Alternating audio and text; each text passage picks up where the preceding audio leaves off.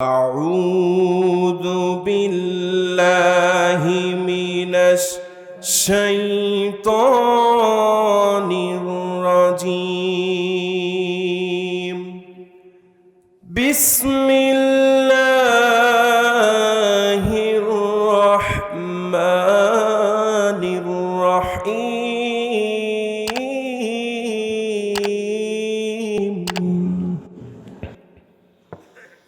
كيف تكفرون بالله وكنتم أمواتا فأحياكم ثم يميتكم ثم يحييكم ثم إليه ترجعون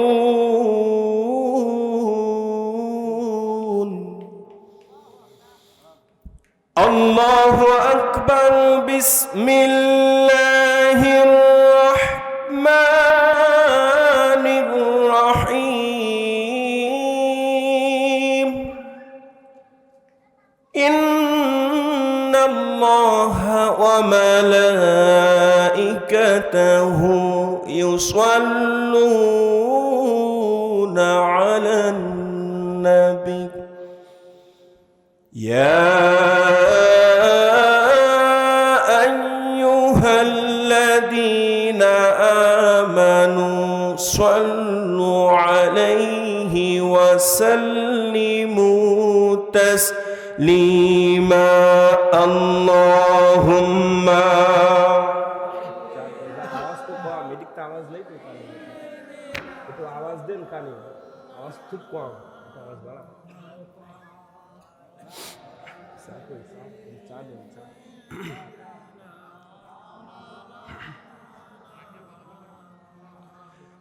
নবীর প্রতি আমাদের ভালোবাসা মোহাব্বত কম না বেশি? আরো জোরে বলুন, কম না বেশি? যদি হয় বেশি, একটু আওয়াজ দিয়ে বেশি। সে মহান মালিকের দরবারে, সে মহান নবীর প্রতি আমরা প্রাণ খুলে দুরূদ পড়ি। আল্লাহুম্মা সাল্লি আলা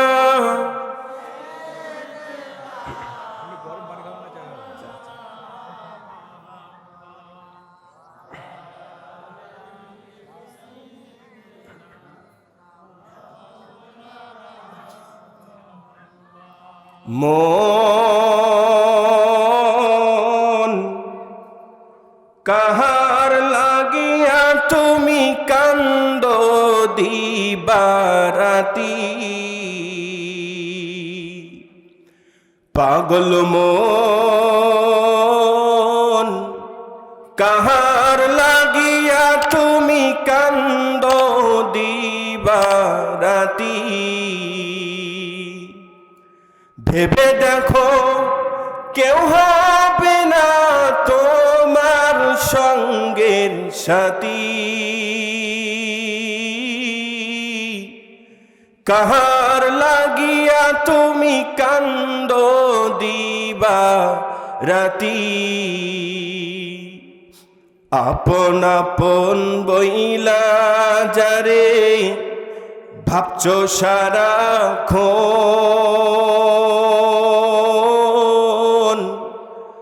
আসলে যে কেউ নাই আপন, কেউ নাই রে আপন। তুমি বুঝবা একদিন রে নিভিলে জীবন বাতি, কাহার লাগিয়া তুমি কান্দ দিবা রাতি। আল্লাহুম্মা সাল্লি আলা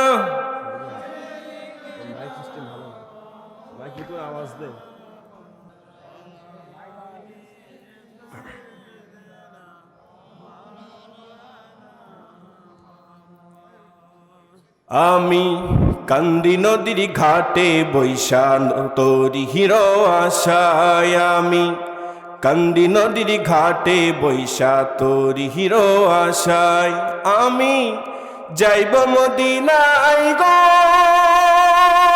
সোনার মদিনায় আমি যাইব মদিনায় গো সোনার মদিনায় আমি কান্দি নদীর ঘাটে বৈশা তোরি হিরো আশা লা ইলাহা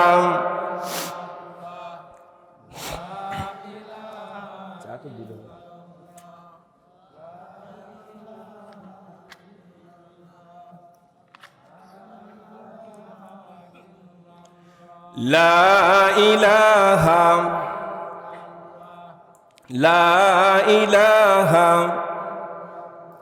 যদি আল্লাহকে পেতে চাও তবে কোরআনকে ভালোবাসো যদি জান্নাতে যেতে চাও তবে কোরআনকে ভালোবাসো যদি আল্লাহকে পেতে চাও তবে কোরআনকে ভালোবাসো যদি জান্নাতে যেতে চাও তবে কোরআনকে ভালোবাসো কোরআনের মাহফিলে এসে বসো দলে দলে কোরআনের মাহফিলে এসে বসো দলে দলে জান্নাতি আশা নিয়ে বসো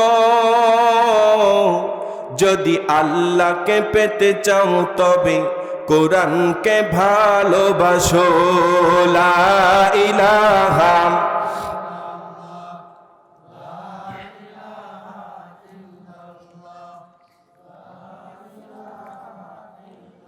লা ইলাহা ইল্লাল্লাহু মুহাম্মাদুর রাসূলুল্লাহ সাল্লাল্লাহু আলাইহি ওয়াসাল্লাম। আলহামদুলিল্লাহ, বাংলাদেশের ঐতিহ্যবাহী জেলা চাঁপাইনবাবগঞ্জ, চাঁপাইনবাবগঞ্জের ভোলারহাট থানার অন্তর্গত কালীনগর কেন্দ্রীয় গোরস্থানের উন্নতি প্রকল্পে আজকের অষ্টম বার্ষিকী 2 দিনব্যাপী তাফসিরুল কুরআন মাহফিলের প্রথম রজনী।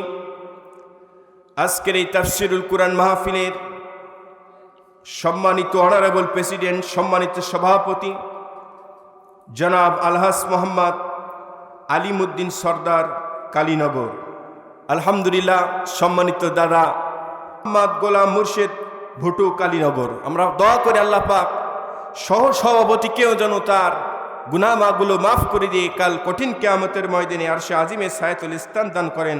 সবাই বলুন আল্লাহুম্মা আমিন।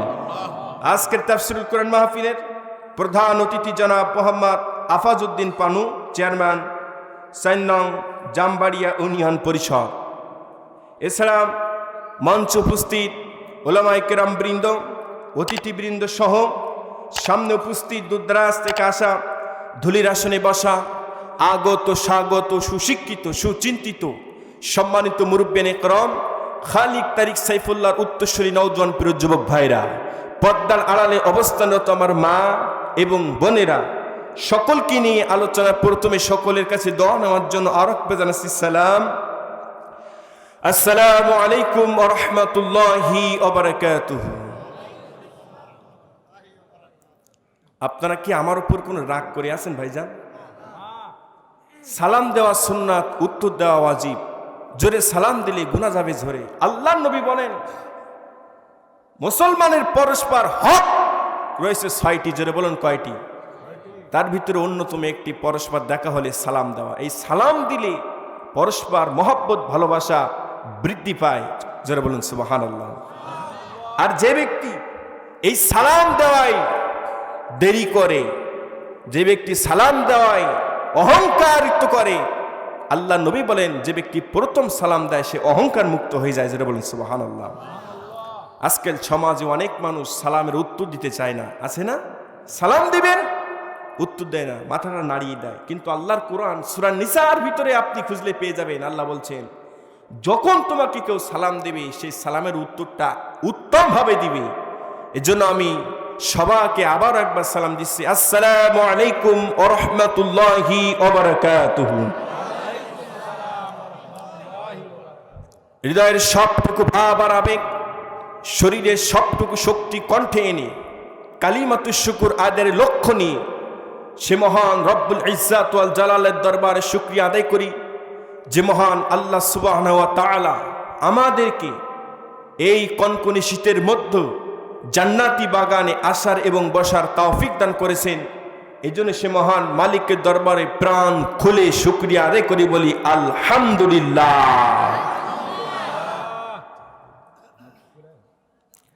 দুরূদ সালাম বর্ষিত সে মহান নেতা মহানবী, যিনি হবেন কাল কঠিন এই বিপর্যস্ত কিয়ামতের ময়দানে আপনার আমার একান্ত সুপারিশকারী। লক্ষ লক্ষ দূর থেকে লক্ষ কোটি দুরূদ সালাম পাঠিয়ে নবীজির পরিচিতি দুরূদ পাঠিয়ে সবাই বলছি সাল্লাল্লাহু আলাইহি ওয়াসাল্লাম। সম্মানিত উপস্থিতি, প্রথমেই বলে নিই, কোনো বক্তা যখন কোনো বক্তৃতার মঞ্চে বসে, সেই বক্তৃতার মঞ্চ ফুটে ওঠে তিনটা কারণে। যারা বলুন কয়টা কারণে? এই তিনটা কারণ যদি না থাকে, বক্তা মঞ্চ ফোটাতে পারে না, শ্রোতাদেরকে বুঝাতে পারে না, বক্তা ভালো কথাও বলতে পারে না।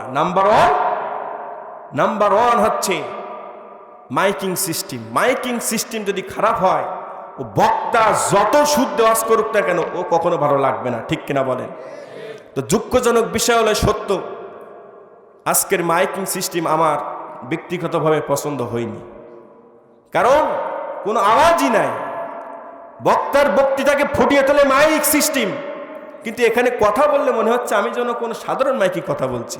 এটা খুব দুঃখজনক বিষয়। এই জন্য আমি আগে থেকে ক্ষমা চেয়ে নিচ্ছি। আমি আমার যে অনুপ্রেরণায় যে ধারা নিয়ে এসেছিলাম, জানি না এইভাবে আমি আপনাদেরকে বোঝাতে পারবো কিনা, কারণ মাইকিং সিস্টেম হিসেবে ভালো নয়। 2 নাম্বার, শ্রোতা যদি আজিমপুর গোরস্থানের মতন চুপচাপ বসে থাকে, বক্তা যতই ভালো ওয়াজ করুক না কেন, ও ফুটবে না, ও বুঝবেও না জনগণ। কিন্তু জনগণ যদি, শ্রোতা যদি সিংহের মতন গর্জন দিয়ে বক্তাকে সাহায্য করে, সহযোগিতা করে, বক্তা কিছু না জানলেও এমনিতে তার উৎসাহ বেড়ে আরো কথা বলতে শুরু করে। নাম্বার 3, বক্তার মনের অবস্থা যদি খারাপ থাকে, বক্তা ওয়াজ করতে পারে না। বক্তার মন খারাপ। আমাদের সাধারণত মানুষের মন খারাপ হলে কিছু কি ভালো লাগে বলেন? মন যদি ভালো না থাকে, ও কথা বলে শান্তি পাওয়া যায় না। এই তিনটা কারণ যদি ডিস্টার্ব থাকে, যতই ভালো হোক না কেন, আপনার ওয়াজ ফুটবে না। তো যাই হোক, মাইকিং সিস্টেম নাই, বাদই দিলাম। আপনারা আছেন, আলহামদুলিল্লাহ, আমার মনের সমস্যা নাই, মন খুশি আছে। কারণ আমার প্রিয় চাঁপাই নবাবগঞ্জের আজকের এই কালীনগরবাসী, আপনারা আমাকে যে আপ্যায়ন করেছেন, এলাকায় এসেছি সকাল থেকে নিয়ে, আলহামদুলিল্লাহ। যে বাড়ি ছিলাম, কত সুন্দর আপ্যায়ন। এই আপ্যায়নে মন খারাপ থাকার কোনো কথা নয়। আলহামদুলিল্লাহ, আপনাদের এই আপ্যায়ন, ভালোবাসায়, সম্মানে আমার মন ভালো আছে। এখন একটা পয়েন্ট আপনাদের সামনে, আপনারা কি আমার এই কথাগুলার ওয়াজ শোনার জন্য আজিমপুর গোরস্থানের মতন চুপচাপ বসে থাকবেন, না একটা আওয়াজ দিবেন? আওয়াজ দিবেন? দেখি তো কাদের কেমন আওয়াজ, আগে একটু পরীক্ষা করে নেই। যুবক যারা আছেন, দুটি হাত টান টান করেন। আমার যুবক ভাইরা, এরা আমার যুবক ভাইরা, শুধুমাত্র যুবকেরা, এরা কি সব যুবক? আলহামদুলিল্লাহ, বহুত যুবক ভাইরা এসেছেন, আলহামদুলিল্লাহ। এবার আমার বাপজানেরা যারা বৃদ্ধ, বয়স্ক, বিবাহিত, তারা একটা হাত উঁচু করেন। দেখা যাক, আমি তাকবীর দেব 2টা। 1 নাম্বার যুবকদের জন্য প্রথম তাকবীর হবে। এই তাকবীরের আওয়াজ শুনে বোঝা যাবে কেমন আপনারা আমাকে সহযোগিতা করবেন। 2 নাম্বার তাকবীর হবে আমার বাবাজিদের জন্য। কালীনগর মাহফিলে যুবকরা ফার্স্ট হয় না আমার বাবাজিরা ফার্স্ট হয়? রেডি আছেন তো সবাই? রেডি আছেন তো সবাই? শুরু করব। লিল্লাহে তাকবীর। এটা আমার যুবকদের আওয়াজ। বাপজানেরা, আপনারা রেডি আছেন তো? এবার আপনারা কিন্তু লিল্লাহে তাকবীর। সভাপতি সাহেব, দাদা, 2 আওয়াজ কিন্তু প্রায় কাছাকাছি আসছে, ঠিক কিনা? এইবার 2 দল মিলে, 2 জনেরা মিলে এমন আওয়াজ দিতে হবে যে আওয়াজ শুনে এই কালীনগরে যদি কোনো সারপোকা, গোরপোকা, আল্লাহর কোরআন বিরোধী কোনো নাস্তিক, মুদ্দার, বেঈমান থাকে, সেজন্য বুঝতে পারে কালীনগরে আজকে মাহফিল হচ্ছে, আল্লাহর কোরআনের কথা চলছে, আল্লাহু আকবার আওয়াজে যেন তার হৃদয় প্রকম্পিত হয়, ছাড় পোকা গোড় পোকা যেন দূর হয়ে যায়। সকলেই মিলে এবার একটু তাকবীর দেই, লিল্লাহি তাকবীর, লিল্লাহি তাকবীর। আল কোরআনের আলো সংসদে জালো, লিল্লাহি তাকবীর। আলহামদুলিল্লাহ। এইভাবে যদি আপনারা আমাকে সহযোগিতা করেন, মাইক যতই খারাপ হোক আলোচনা ভালো হবে বলি ইনশাআল্লাহ। এজন্য আসুন, ভূমিকা নয়, সরাসরি আলোচনায় চলে যেতে চাই। সম্মানিত ভাইরা আমার, তাফসীরুল কুরআন মাহফিল, এই তাফসীরুল কুরআন মাহফিলে আসতে পারা, বসতে পারা, আল্লাহর পক্ষ থেকে বাজেট না হওয়া পর্যন্ত কেউ আসতে পারে না। কথা বলুন ঠিক কিনা? এই তাফসীর মাহফিল কোনো দলীয় এজেন্ডা বাস্তবায়ন করার জন্য দেওয়া হয় না, এটা সর্বসাধারণ মুসলমানের জন্য তাফসীরুল কুরআন মাহফিল। যদি এখানে জামাত ইসলামীর কোনো নাম ধরে ব্যানারে কোনো সমাবেশ করা হইতো, এখানে শুধু জামাত ইসলামীর লোকজন ছাড়া অন্য কেউ আসতো না। কথা বলুন ঠিক কিনা? এখানে যদি বিএনপির ব্যানারে কোনো অনুষ্ঠানের আয়োজন করা হইতো, তাহলে বিএনপির ভাইরা ছাড়া অন্য কোনো দল কিন্তু লোকজনেরা এখানে আসতো না। কথা বলুন ঠিক কিনা? এভাবে যদি কোনো দলের নাম ধরে এখানে সমাবেশ করা হইতো, সেই দলের সমর্থকরা, সেই দলের নেতা কর্মীরা ছাড়া অন্য কোনো দল কিন্তু এখানে আসতো না। কথা বলুন ঠিক কিনা? কিন্তু আজকের এই তাফসীরুল কুরআন মাহফিল জামাতের নয়, বিএনপির নয়, কোনো দলীয় নয়, এটা সর্বসাধারণ, part for a party, not for part for all party, not for a party, সর্বসাধারণের জন্য আজকের এই তাফসীরুল কুরআন মাহফিল। অতএব কে কোন দল করি, কে কোন দলের কর্মী, কে কোন দলের সঙ্গী, এটা নয়। সবার আগে আল্লাহর কোরআন, আল্লাহর কোরআনকে সম্মান রেখে আশেপাশে যারা আছে সবাইকে এখানে বসা আমি মনে করি উচিত হবে। কথা বলুন ঠিক কিনা? আর এই কুরআনুল কারীমের মাহফিলের কথাগুলো শোনার পরে যদি কোনো ব্যক্তি অসন্তুষ্ট হয়, মন খারাপ করে, বুঝতে হবে তার ঈমানের সমস্যা আছে। কথা বলুন ঠিক কিনা? কারণ আল্লাহ তাআলা বলেন, ওয়াইদা তুলিয়াত আলাইহিম আয়াতুহু সাদাতুহুম ঈমানা ওয়া আলা রাব্বিহিম ইয়াতাওয়াক্কালুন। জোরে বলুন আল্লাহু আকবার। আল্লাহ রাব্বুল আলামিন বলেন, যখন কোনো মুমিন বান্দা বান্দির সামনে আল্লাহর কোরআনের তেলাওয়াত করা হয়, যাদাতুহুম ঈমান, তাদের ঈমানটা বেড়ে যায়। কেমন বেড়ে যায়? আসমান থেকে বৃষ্টি বর্ষণ হলে খাল, নদ, নদী, নালার পানি বৃদ্ধি যেমন ভাবে পেয়ে যায়, এই কোরআনের কথাগুলো শোনার পরে আল্লাহর বান্দাদের আল্লাহ পাক তাদের ঈমানকে আরো বৃদ্ধি করে দেয়। জোরে বলুন সুবহানাল্লাহ। যুগে যুগে কোরআন শুনেছে মুমিন ইমানদারেরা, আর যুগে যুগে কোরআনের পথে, কোরআনের পক্ষে বাধা দিয়েছে কাফের মুশরিক বেঈমানেরা। এ কোরআন মুমিন শুনলে মজা পায়, অন্যদিকে কাফেররা কোরআন শুনলে কোরআনের মাহফিলে বাধা দিতে চায়। কথা বলুন ঠিক কিনা? যে যাই বলুক, সবার আগে আমাদের আল্লাহর কোরআন। আমরা এই কোরআন নিয়ে বাঁচতে চাই, আমরা এই কোরআন নিয়ে মরতে চাই, আমরা এই কোরআনকে নিয়ে আগামীর দেশ আল্লাহর কোরআনের দেশে পরিণত করতে চাই। শত বাধা, নির্যাতনের হামলা, মামলা, যত দল, মত, পথ, যা কিছু আছে সব দেখা শেষ। আগামীর বাংলাদেশ আল্লাহর কোরআনের বাংলাদেশ হবে। দেখতে রাজি আছেন কারা কারা? দোয়া আল্লাহকে দেখে দেন তারা তারা। নারায়ে তাকবীর। আল্লাহ যেন কবুল করেন, সবাই আমিন। আসেন, আর ভূমিকা নয়, এবার আমি আমার আলোচনায় সরাসরি চলে যাই। তেলাওয়াত করেছি কুরআনুল কারীমের সূরা বাকারা 2 নম্বর সূরা, ধারাবাহিকতা অনুযায়ী সূরা বাকারার 28 নম্বর আয়াত। এই আয়াতের আলোকে যতটুকু সময় পাই ততটুকু সময়ের ভিতরে আপনাদের সামনে কিছু কথা বলতে চাই। আপনাদের এলাকার মেহমান আমি, আপনাদের এলাকার বাড়িতে কারণ মেহমান দিকে বাড়িওয়ালা পালিয়ে যায়, এমন কোনো রেকর্ড আছে নাকি? আমি এসেছি শুধু সাতক্ষীরা থেকে আপনাদের মাঝে আপনাদের মেহমান হিসাবে। আমি কোরআন থেকে কথা বলবো, আর আপনারা শেষ না হওয়া পর্যন্ত আমাকে রেখে চলে যাবেন নাকি? যাবেন না? কারা কার হাত তোলেন তো দেখি, হাত নামান। আপনারা যাবেন না? যাবেন কারা কার হাত তোলেন? আলহামদুলিল্লাহ, কেউ কিন্তু হাত তোলেন নাই। আল্লাহ তাআলা কবুল করুন, সবাই বলুন আমিন। ভাইরা আমার, যে আয়াতখানা তেলাওয়াত করেছি, এই আয়াতটাই এমন একটি আয়াত, আজকে এই কালীনগর কেন্দ্রীয় গোরস্থানের উন্নতি কল্পে, এখানে গোরস্থান আছে না? কোন পাশে গোরস্থানটা? এইটাই গোরস্থান। আল্লাহ পাক যেন এই গোরস্থানের সমস্ত মৃত্যু কবরবাসীদেরকে জান্নাত নসিব করেন, সবাই বলুন আল্লাহুম্মা আমিন। এই গোরস্থানে তারা চলে গেছে, কারোর বাপ চলে গেছে, কারোর মা চলে গেছে, ভাই চলে গেছে, আপনার আমার যাওয়া লাগবে কি লাগবে না? আজকের এই তেলাওয়াতকৃত আয়াতটা যদি বুঝতে পারি, যেহেতু লেখা হয়েছে তাফসিরুল কুরআন মাহফিল, এখানে তেলাওয়াতকৃত শাব্দিক অর্থ দিয়ে আপনারা বুঝতে পারবেন না। তাফসির মানে ঢেকা জিনিসটাকে উন্মুক্ত করা। এই কোরআনের ব্যাখ্যা টু ব্যাখ্যা, কোরআন দিয়ে হাদিস দিয়ে ব্যাখ্যা করে মানুষকে বোঝানো, এটা হচ্ছে তাফসির। তো আমি যতটুকু সময় পাই আপনাদের সামনে এই আয়াতকে সামনে রেখে ধারাবাহিকতায় কিছু কথা বলতে চাই, আপনারা শুনবেন তো ইনশাআল্লাহ? আমার জন্য একটু দোয়া করে বলুন আল্লাহুম্মা আমিন। আসেন, আল্লাহ রাব্বুল আলামিন বলছেন কাইফা তাকফুরুনা বিল্লাহ, কিভাবে তোমরা ওই আল্লাহকে অস্বীকার করো। কুনতুম আমওয়াতান ফাহইয়াকুম সুম্মা ইউমীতুকুম সুম্মা ইহয়ীকুম সুম্মা ইলাইহি তুরজাউন, তোমরা কিভাবে সে আল্লাহকে অস্বীকার করো অথচ তোমরা ছিলে মৃত, তোমাদের রব তোমাদের করলেন মৃত, আবার করবেন জীবিত। এই আয়াতটা আপনারা কি সাধারণভাবে নিলেন? এই আয়াতকে যদি আমি বোঝাতে চাই, আমি আমার দিয়ে বোঝাই। এসেছি কোথা থেকে? সাতক্ষীরা থেকে। আমি এখানে চিরদিন বছরের পর বছর থাকবো, এটা কখনো সম্ভব হবে নাকি?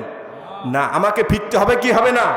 আমাকে ফিরতে হবে। তা আমরা দুনিয়ার মানুষ, আল্লাহ পাক আমাদেরকে তৈরি করেছেন পৃথিবীতে, আমাদেরকে ফেরা লাগবে কি লাগবে না? অবশ্যই লাগবে। তো ফিরতে হবে কিভাবে? আমি এসেছি সাতক্ষীরা থেকে বাস ট্রেন যোগে, আবার আমাকে বাস ট্রেন যোগে ফিরতে হবে। এখানে থাকার কোনো অবকাশ আমার নাই। এভাবে আল্লাহ তাআলা আমাদেরকে দুনিয়ায় প্রেরণ করেছেন। আল্লাহ দিয়েছেন ছিলাম মৃত, আল্লাহ করলেন জীবিত। আল্লাহ বলছেন আবার করব মৃত, আবার করব জীবিত। অর্থাৎ আল্লাহ যাওয়ার পথ দেখিয়ে নিয়েছেন, আবার কাছে টেনে নিয়ে নেওয়ার পথ আল্লাহ জানিয়ে দিয়েছেন। এখান থেকে পরিষ্কার হয় দুনিয়ার রাইফেলের গুলি মিস হতে পারে, মৃত্যু কখনোর জন্য মিস হবে না, হবে না, হবে না। কথা বলেন ঠিক কিনা? যত বড় ধনী গরিব, যত বড় যা হই না কেন, মৃত্যু সবাইকে একদিন ধরা পড়বে, ঠিক কিনা বলেন? এই জন্য আসুন, আল্লাহ তাআলা এখানে 4টি পয়েন্ট বলছেন। 1 নাম্বার ছিলাম মৃত, 2 নাম্বার করলেন জীবিত, 3 নাম্বার আবার করবেন মৃত, 4 নাম্বার আবার করবেন জীবিত। যতক্ষণ থাকি এই 4টি বিষয়ের ধারাবাহিকতা আমি আলোচনা করতে চাই, আপনারা শুনবেন তো ইনশাআল্লাহ? তাহলে আমরা ছিলাম কি? আমরা ছিলাম কি? মৃত। আমাদের এই দুনিয়াতে এখান থেকে যদি ধরি, আমি 200 বছর পূর্বে এখানে যারা বসে আছি, কোনো নাম গন্ধ পরিচয় স্থান পাত্র কিছুই ছিল না। ছিল নাকি? এখানে সর্বোচ্চ বয়স কারোর 80 করে বয়স আছে নাকি এখানে? নাই। তাহলে তো আমি 200 কোথায় বললাম, 80 বছর নাই। 80 বছর আগে আমরা কোথায় ছিলাম? 80 বছর আগে আমরা কোথায় ছিলাম, কোন জায়গায় অবস্থান করেছিলাম, এটা কিন্তু আমাদের কোনো নির্দিষ্ট ছিল না। তাই আল্লাহ তাআলা দেখেন কি বলছেন। আল্লাহ রাব্বুল আলামিন বলেন হাল আতা আলাল ইনসানি হিনুম মিনাদ দাহরি লাম ইয়াকুন শাইয়াম মাযকুরা। জোরে বলুন আল্লাহু আকবার। একটি কুরআনুল কারীম থেকে আয়াত তেলাওয়াত করব, যখন আমি আমার ডান হাত দিয়ে আপনাদেরকে ইশারা করব তখন, আর ইশারা করব যখন, একটু জবান খুলে আল্লাহু আকবার বলবেন, তখন রাজি আছেন তো? একটু জবান খুলে বলেন আল্লাহু আকবার। আরো একটু জবান খুলে বলেন আল্লাহু আকবার। বাঘের মতন গর্জন দিয়ে বলেন আল্লাহু আকবার। আল্লাহ রাসূল বলেন, আল্লাহর কোন গোলাম যদি একটিবার আল্লাহু আকবারের আওয়াজ দেয়, বাইনাস সামাওয়াতি ওয়াল আরদ, আসমান এবং জমিনের মধ্যবর্তী যত ফাঁকা জায়গা আছে, ও ফাঁকা জায়গাটুকু আমলে পরিণত করে তার আমলনামায় লিখে দেওয়া হয়। জোরে বলুন আল্লাহু আকবার। আল্লাহ রাব্বুল আলামিন বলেন, কাল প্রবাহে মানুষের উপর এমন এক সময় কেটেছে যখন সে এই পৃথিবীতে উল্লেখযোগ্য বস্তু বলে, বিষয় বস্তু বলে ছিল না। এখানে 80 বছরের ঊর্ধ্বে আমরা কেউ নাই। 80 বছর পূর্বে পৃথিবীতে আমাদের নাম ছিল না, পৃথিবীতে আমাদের গান ছিল না, পৃথিবীতে আমাদের স্থায়ী ছিল না, পৃথিবীতে আমাদের কোনো গন্ধই ছিল না। আল্লাহ পাক রব্বুল আলামিন বলছেন, কাল প্রবাহে তোমাদের উপরে এমন এক সময় অতিবাহিত হয়েছে যে এই পৃথিবীর বুকে তোমরা উল্লেখযোগ্য বস্তু বলতে কিছুই ছিলে না। কথা বলুন ঠিক কিনা? ছিলাম না কি আমরা কেউ? এখানে কিছুই আমরা ছিলাম না, আবার আমাদেরকে চলে যেতে হবে। তাই আল্লাহ রাব্বাক বলেন, তোমরা ছিলে মৃত, আমি আল্লাহ তাআলা করলাম জীবিত। কিভাবে আল্লাহ তাআলা জীবিত করলেন এবার লক্ষ্য করেন। আল্লাহ রাব্বুল আলামিন এবার বলেন, ইন্না খালাকনাকুম মিন তুরাবিন সুম্মা মিন নুতফাতিন সুম্মা মিন আলাকাতিন সুম্মা মিন মুদগাহ।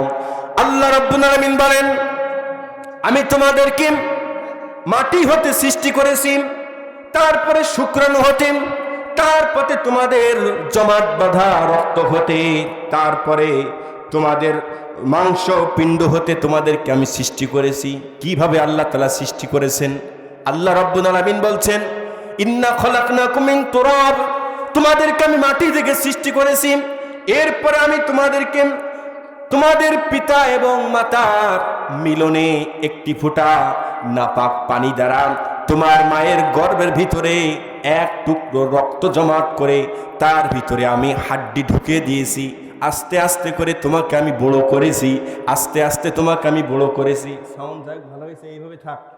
আস্তে আস্তে তোমাকে আমি বড় করেছি, মায়ের পেটের ভিতরে তোমাকে আমি আস্তে আস্তে বড় করেছি। তোমাকে এমন এক জায়গায় আমি সৃষ্টি করেছি, আমি এমন আল্লাহ যেখানে কোনো ধরনের অসুখ থেকে শুরু করে কোনো ধরনের তোমার সমস্যা হবে না। এমন এক সুরক্ষিত জায়গায় তোমাকে আমি সৃষ্টি করেছি। তুমি যখন আস্তে আস্তে বড় হলে, বড় হওয়া যাওয়ার পরে তোমার ভিতরে যখন আমি একটা প্রাণ দিয়ে দিলাম, তুমি খাবে কি? আমি তোমার এমন আল্লাহ, আমি তোমার খাবার ব্যবস্থা করে দিলাম।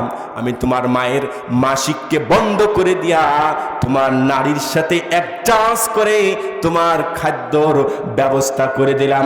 আমি হলাম তোমার এমন আল্লাহ। আল্লাহ রাব্বুল আলামিন মায়ের পেটের মাধ্যমে, মায়ের পেটের ভিতরে আমাদেরকে এমন সুন্দরভাবে সৃষ্টি করেছেন। ওই আল্লাহ রাব্বুল আলামিন মায়ের পেট থেকে যদি চাইতেন আমাদেরকে রক্ত আকারে ভেঙে ভেঙে মায়ের পেট থেকে নষ্ট করে দিতে পারতেন। ঠিক কিনা বলেন? আমি ওই মায়ের পেট থেকে আপনাকে আমাকে হাত নাই, পা নাই, খন্ড, কানা কালা প্রতিবন্ধী করে পৃথিবীতে পাঠাতে পারতেন। আল্লাহ রাব্বুল আলামিন যদি চাইতেন বোবা করে পৃথিবীতে পাঠাতে পারতেন। কিন্তু আল্লাহ বলছেন, আমি তোমার এমন আল্লাহ যে আল্লাহ তোমাকে অন্ধ করি নাই, হাত পা ছাড়া তৈরি করি নাই। সুন্দর চোখ দিয়েছি আমার দুনিয়া দেখার জন্য, সুন্দর সুন্দর কথা বলবা তার জন্য তোমার জবানটাকে আমি আল্লাহ খুলে দিয়েছি। সুন্দর সুন্দর হাত পা দিয়েছি, চেহারা দিয়েছি। আল্লাহ রাব্বুল আলামিন আফসোস করে বলছেন, কাইফা তাকফুরুনা বিল্লাহ, এত সুন্দর করে গঠন করার পরে তোমরা কিভাবে আমি আল্লাহকে ভুলে গেলে? জবাব দেবেন কালীনগরবাসী, ওই আল্লাহকে আমরা ভুলে গেছি কিনা বলে? গেছি না? দিন যতই যাচ্ছে আজকে আমরা আমাদের রব আল্লাহকে ভুলতেই রয়েছি, আজকে ভুলেই যাইতেছি। এই পৃথিবীর আকাশ বাতাস দেখার জন্য চোখ দিলেন, হাত দিলেন, নাক দিলেন, পা দিলেন, আজকে সে আল্লাহকে আমরা ভুলে যাইতেছি। আল্লাহ আফসোস করে বলছেন, কি বলছেন? ইয়া আইয়ুহাল ইনসানু মা গাররাকা বিরাব্বিকাল কারীম।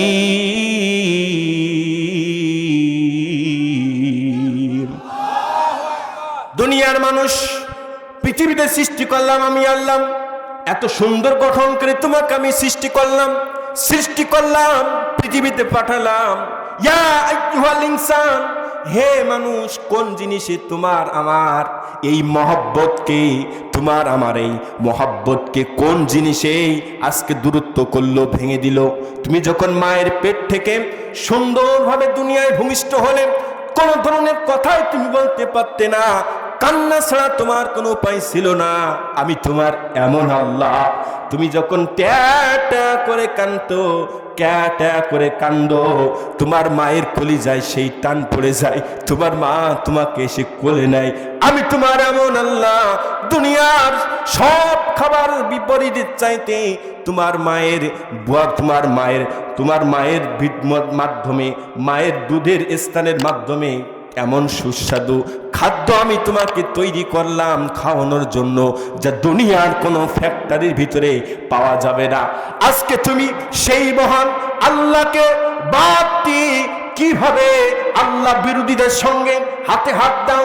কিভাবে বলো আল্লাহ ছাড়া, আল্লাহর হুকুম মানি না? কিভাবে বলো আল্লাহ বলতে কেউ নাই?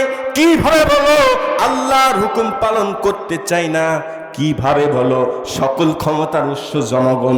কিভাবে বলো এই জমিনে আমার নেতার আইন চলবে? আফসোস করে আল্লাহ বলছেন, ইয়া আইয়ুহাল ইনসান মা গররাকা বিরব্বিকাল কারীম। কিভাবে বান্দা তুমি আজকে আমাকে ভুলে গেলে? ও বান্দা, মনে কি করে দেখো না, যে সময় তোমার কেউ সঙ্গে ছিল না, সে সময় সঙ্গে ছিলাম তোমার আমি আল্লাহ। বলেন সে আল্লাহ আজও আছে না নাই? আমাদের সঙ্গে যিনি আছেন তিনি কে? দুনিয়ার সব মানুষের চোখ ফাঁকি দেওয়া যায়, আল্লাহর চোখ ফাঁকি দিয়ে কোনো কিছু করা যায় নাকি? দুনিয়ার সব মানুষ আমাদের বিপরীতে চলে গেলেও, দুনিয়ার সব মানুষ আমাদের ভুলে গেলেও, ওই আল্লাহ আমাদের ভুলবেন না। আমরা যত বড় গুনাহ করি না কেন, ওই আল্লাহকে যদি আল্লাহ বলে একবার ডাক দিতে পারি, আল্লাহ বলেন ওই ডাকের জবাব আমি 70 বার দিয়ে থেকে জোরে বলুন সুবহানাল্লাহ। প্রিয় ভাইরা আমার, তাহলে আমরা ছিলাম মৃত, আল্লাহ করলেন জীবিত, মায়ের পেটের মাধ্যমে আমাদেরকে জীবিত করলেন।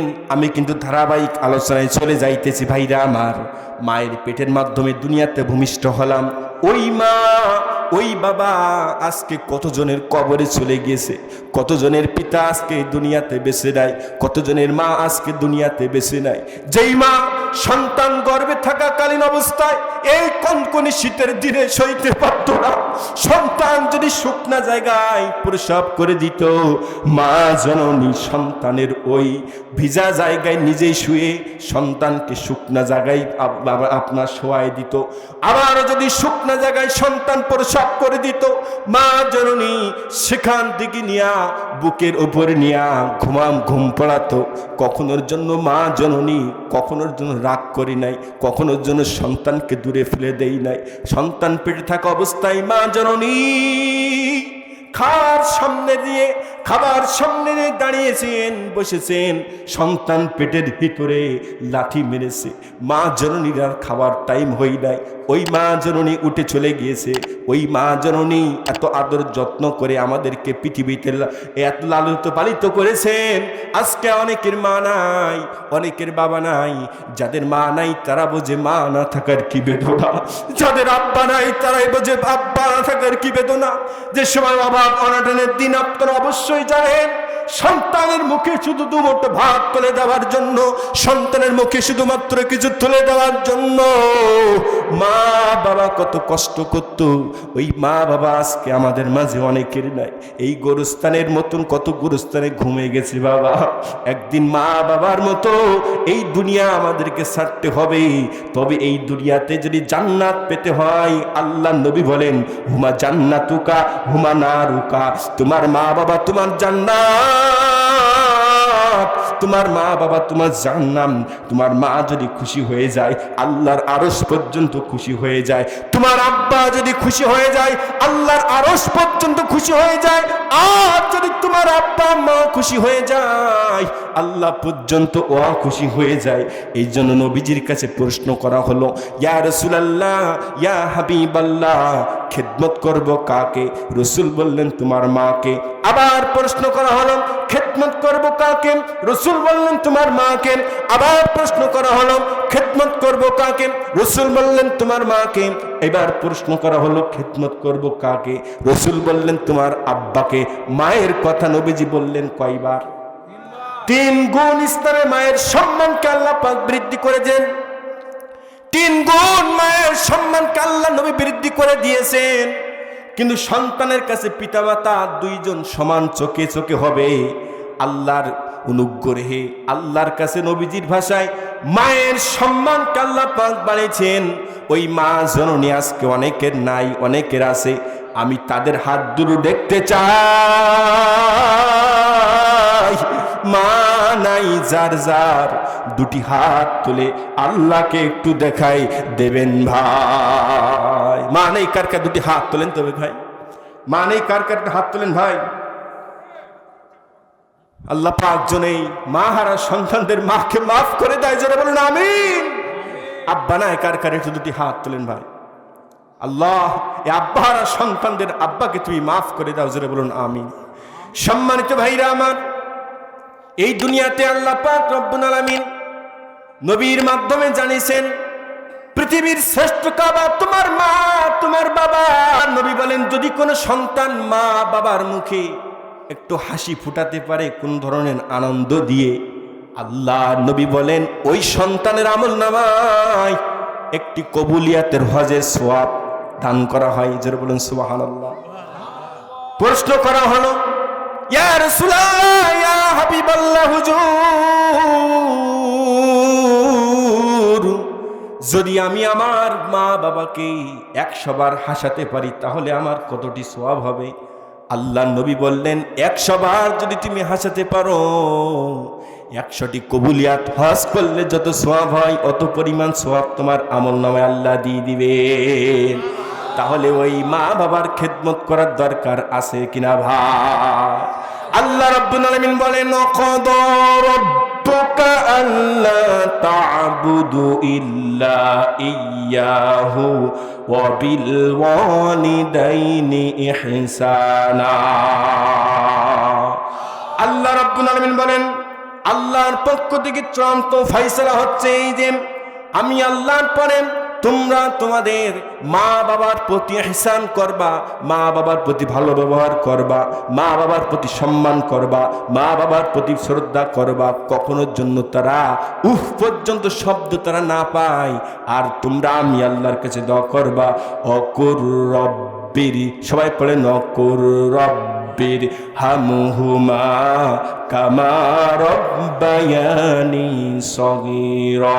রব্বির হামহুমা কামা রব্বায়ানি সগীরা। জোরে বলুন আমিন। এই দোয়া প্রতি নামাজে করবেন বলে ইনশাআল্লাহ। আল্লাহ নবী বলেন সন্তান যদি আব্বা আম্মার জন্য দোয়া করে, আল্লাহ নবী বলেন 3 ব্যক্তির দোয়া আল্লাহ রাব্বুল আলামিন কখনোর জন্য ফিরান না। 1 নাম্বার, মা বাবা যদি সন্তানের জন্য দোয়া করে ওই দোয়া কখনোর জন্য আল্লাহ পাক ফেরান না। 2 নাম্বার, মুসাফির যদি আল্লাহর কাছে দোয়া করে আল্লাহ পাক ওই দোয়া ফেরান না। 3 নাম্বার, মাসলুম ব্যক্তি যদি আল্লাহর কাছে দোয়া করে ওই দোয়া আল্লাহ রাব্বুল আলামিন ফেরান না। আল্লাহ নবী একদিন মসজিদ নববীর ভিতরে বসা রয়েছেন। মসজিদ নববীর ভিতরে 3টা মেম্বারের সিঁড়ি। প্রথম মেম্বারে পা দিলেন তিনি আমিন বললেন, দ্বিতীয় সিঁড়িতে পা দিলেন আমিন বললেন, তৃতীয় সিঁড়িতে পা দিলেন আমিন বললেন। সাহাবীরা অবাক হয়ে গেল, ইয়া রাসূলুল্লাহ ইয়া হাবিবাল্লাহ হুজুর, এমন দৃশ্য এমন কর্মকাণ্ড তো আপনার ইতিপূর্বে আগে কখনো দেখি নাই। ইয়া রাসূলুল্লাহ ইয়া হাবিবাল্লাহ আপনি কেন এমন করলেন? আল্লাহ নবী বলেন সাহাবীরা আমার কাছে এইমাত্র জিবরাইল আসলো, 3টা বিষয় বলল। 1 নাম্বার, ইয়া রাসূলুল্লাহ ইয়া হাবিবাল্লাহ, যে ব্যক্তি পিতামাতাকে জীবিত পাওয়ার পরেও আল্লাহর জান্নাতকে নিতে পারল না তার জন্য ধ্বংস। আমি বললাম আমিন। 2 নাম্বার, ইয়া রাসূলুল্লাহ ইয়া হাবিবাল্লাহ, যে ব্যক্তি আপনার নাম শোনার পরে দুরূদ পাঠ করবে না তার ধ্বংস হোক। আমি বললাম আমিন। 3 নাম্বার, ইয়া রাসূলুল্লাহ ইয়া হাবিবাল্লাহ, রমাদান মাস পাওয়ার পরে যে ব্যক্তি নিজের গুনাহকে মাফ করাতে পারল না, নিজেকে জান্নাতে দাখিল করতে পারল না তার জন্য ধ্বংস। আমি বললাম আমিন।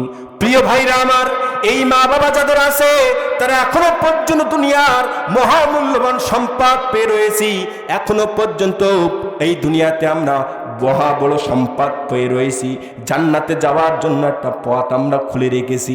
আজকে সমাজের ভিতরেই মা বাবা অবহেলিত, মা বাবাকে আজকে অবহেলিত করে ফেলা হয়।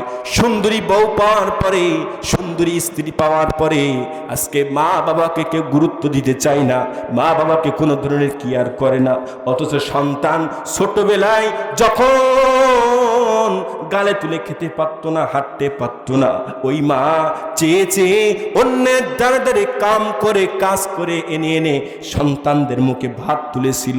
আজকের ওই মা ওই বাবা এই সমাজে অবহেলিত, জবাব দেবেন ঠিক কিনা? বাস্তবতার আলোকে একটি কথা আমি আপনাদের সামনে বলি। সন্তান চারটি, বড় সন্তান, মেজে সন্তান, ছেলে সন্তান বাড়িতে বসবাস করে, গ্রামে বসবাস করে, আর ছোট সন্তানটি ঢাকায় লেখাপড়া করে। বড় সন্তান ছোট বড় এই বড় তিনজন, তিন ভাই গ্রামে বসবাস করে। ছোট্টবেলায় তারা আব্বাকে হারিয়েছে। মা কষ্ট করে করে এখান থেকে ওখান থেকে জোগাড় করে করে সন্তানদের মুখে ভাত তুলে দিয়ে খাওয়ায় খাওয়ায় বড় করেছে। এক পর্যায়ে মায়ের বয়স বৃদ্ধ হয়ে গিয়েছে, ছোট সন্তানটা ঢাকায় থাকে। বলেন তো দেখি, সন্তান মায়ের কোল থেকে দূরে গেলে ওই মায়ের বুকটা ফেটে যায় কিনা ভাই? যায় না? সন্তানের প্রতি মায়ের মহব্বত, ভালোবাসা কেমন সেটা একজন মা ছাড়া আর কেউ জানে না। সন্তানের যদি বিদেশে কোনো ধরনের বিপদ আপদ হয়, মায়ের কলিজায় টান লেগে যায়, মা সেটা আগে থেকে বুঝতে পারে ভাই। ছোট সন্তান ঢাকায় লেখাপড়া করে, গ্রামে থাকে তিন ভাই। মা বৃদ্ধ মানুষ, বারবার মন চায় ছোট সন্তানকে কাছে পেতে, ছোট সন্তানেরও মন চায় মাকে কাছে পেতে, কিন্তু বাপটা নাই, লেখাপড়ার জন্য ঢাকায় থাকে, টিউশনি করে নিজের পড়ালেখার খরচ সে চালায়। ভাইরা আমার, মা জননীর মনটা ছটফট করে। হঠাৎ একদিন বড় ভাইয়ের ফোনটা মায়ের কানে ধরিয়ে দেওয়া হলো, ছোট সন্তান তোমার সঙ্গে কথা বলবে। যখন মায়ের কানে ফোনটা লাগিয়ে দেওয়া হলো, মা জননী সন্তানের সঙ্গে কথা বলতেছে, আর নিজের আবেগকে সন্তানের সঙ্গে যখন কাটাচ্ছে, যখন কথা বলতেছে, সন্তান ঢাকা থেকে বলছে, মা, ও মা, কেমন আছো তুমি? তোমার শরীরটা কেমন? মায়ের শরীরটা তখন ভালো যাচ্ছিল না ভাইরা আমার, মায়ের শরীরটা তখন খারাপ যাইতেছিল। কিন্তু মায়ের খারাপ শরীরের কথা সন্তানকে যদি বলা হয়, সন্তান তখন টেনশন করবে, সন্তান তখন মন খারাপ করবে, চিন্তায় পড়ে যাবে। এই কারণে কোনো মা সন্তানের সামনে কিন্তু সহজে তার কষ্টের কথা বলে না। কথা বলুন ঠিক কিনা? ছোট সন্তান যখন এবার ফোন করে বলে, মা, ও মা, কেমন আছো? মা জননী নিজের কষ্টগুলোকে বুকের ভিতরে জমা রেখে সন্তানকে বলে, বাবা ভালো আছি, ভালো আছি। সন্তান বুঝতে পেরেছে মা জননী হয়তো কোনো কষ্টের ভিতরে আছে। এক পর্যায়ে সন্তানকে মা বলছেন, বাবা তোমাকে বহুত দিন আমি দেখি নাই, তোমার দেখার জন্য মনটা ছটফট করতেছে। তখন সন্তানকে এমন কথা বলার পরে সন্তান বলছে, মা অমুক তারিখে আমি বাসায় ফিরবো, বাসায় আমি আসব। মা জননী খুশিতে আত্মহারা হইল। মা জননীর বুকের ব্যথা যখন বাড়তে লাগলো, বুকের ব্যথা বাড়ে, এক পর্যায়ে বাকি তিন সন্তানকে বলে, আমার বুকের যন্ত্রণা দিনের পর দিন বেড়েই চলেছে। তখন ওই সন্তানেরা মা জননীকে নিয়ে ডাক্তারের কাছে নিয়ে যায়। নিয়ে যাওয়ার পরে ডাক্তার দেখায়, ঔষধ লিখে দেয়। একদিন, দুই দিন, তিন দিন করতে করতে ওষুধ খাইতে খাইতে মায়ের ঔষধ ফুরাই যায়। ওদিকে সন্তান বাসায় আসবে, মনে মনে চিন্তা করতেছে, টিউশনি করিয়ে টিউশনির টাকা দিয়ে মায়ের জন্য একটা নতুন শাড়ি কিনে আমি মাকে খুশি করব, মা কি আমি উপহার দেব? মনোযোগ দিয়ে শোনেন ভাইরা আমার, কিভাবে আজকে সমাজের মারা, কিভাবে আজকে সমাজের পিতারা অবহেলিত অবস্থায় দিন কাটাচ্ছে, কথাগুলো শুনলে বুঝতে পারবেন। মনোযোগ দিন আমার দিকে ভাইরা আমার। এবার যখন সন্তান নিজের টিউশনি করে টাকা দিয়ে মায়ের জন্য একটা সুন্দর দিকে শাড়ি কিনলেন, এদিকে মা জননীর ঔষধ ফুরায় গেছে, সন্তানদের কাছে বলতেও পারতেছে না। সন্তানদের সংসারে নিজেই একটা বোঝা হিসাবে এখন তিনি গণিত হয়। বউরা সেভাবে মাকে সম্মান দেয় না, মাকে গুনতে চাই না। এক পর্যায়ে মা বুকের যন্ত্রণার সহ্য করতে না পেরে সন্তানের কাছে যাই, বড় সন্তানের কাছে যাই, বাবা আমার ঔষধগুলো ফুরাই গেছে, ঔষধ কেনা দরকার, বুকের যন্ত্রণাটা বেড়ে গিয়েছে। বড় সন্তান বলছে, আমি একা দেব নাকি, তোমার অমুক সন্তান আছে তার কাছে যাও। বলেন তো সমাজে এমন হয় কি হয় না? হয় না? বড় সন্তান যখন বললেন, আমি একা দেব নাকি, তোমার অমুক সন্তান আছে তার কাছে যাও, মেজে ছেলের কাছে যখন আসলেন, বাবা ঔষধ ফুরাই গেছে, ঔষধ কিনতে হবে। মেজে সন্তান বলে, আমি ছাড়া কি তোমার আর কোনো সন্তান নয়? এবার যখন ওই সেজ সন্তানের কাছে মা ঔষধ কেনার জন্য যখন বলে, বাবা ঔষধ তো ফুরাই গেছে, বুকের যন্ত্রণাটা বেড়েই চলেছে, ওই সন্তানটা তখন মুখ বুঝে মায়ের কোনো কথা বলে না। মা মনে মনে ভাবে সন্তান আমার কিনে দেবে, কিন্তু তার পাশ থেকে তার বাড়ির বউ তখন কট করে ওঠে, তোমার এই সন্তান ছাড়া কি অন্য কোনো সন্তান নাই? মা জননী এমন কথা বৌমার মুখ থেকে শোনার পর মা জননীর বুকটা ফেটে যায়। মা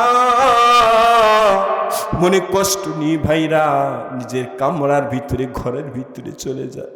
ঔষধ আর কেনা হলো না। মা ঔষধ কিনতে না পেরে ঘরের ভিতর যখন চলে যায়, মা জননী বুকের যন্ত্রণাটা আরো বেড়েই যায়।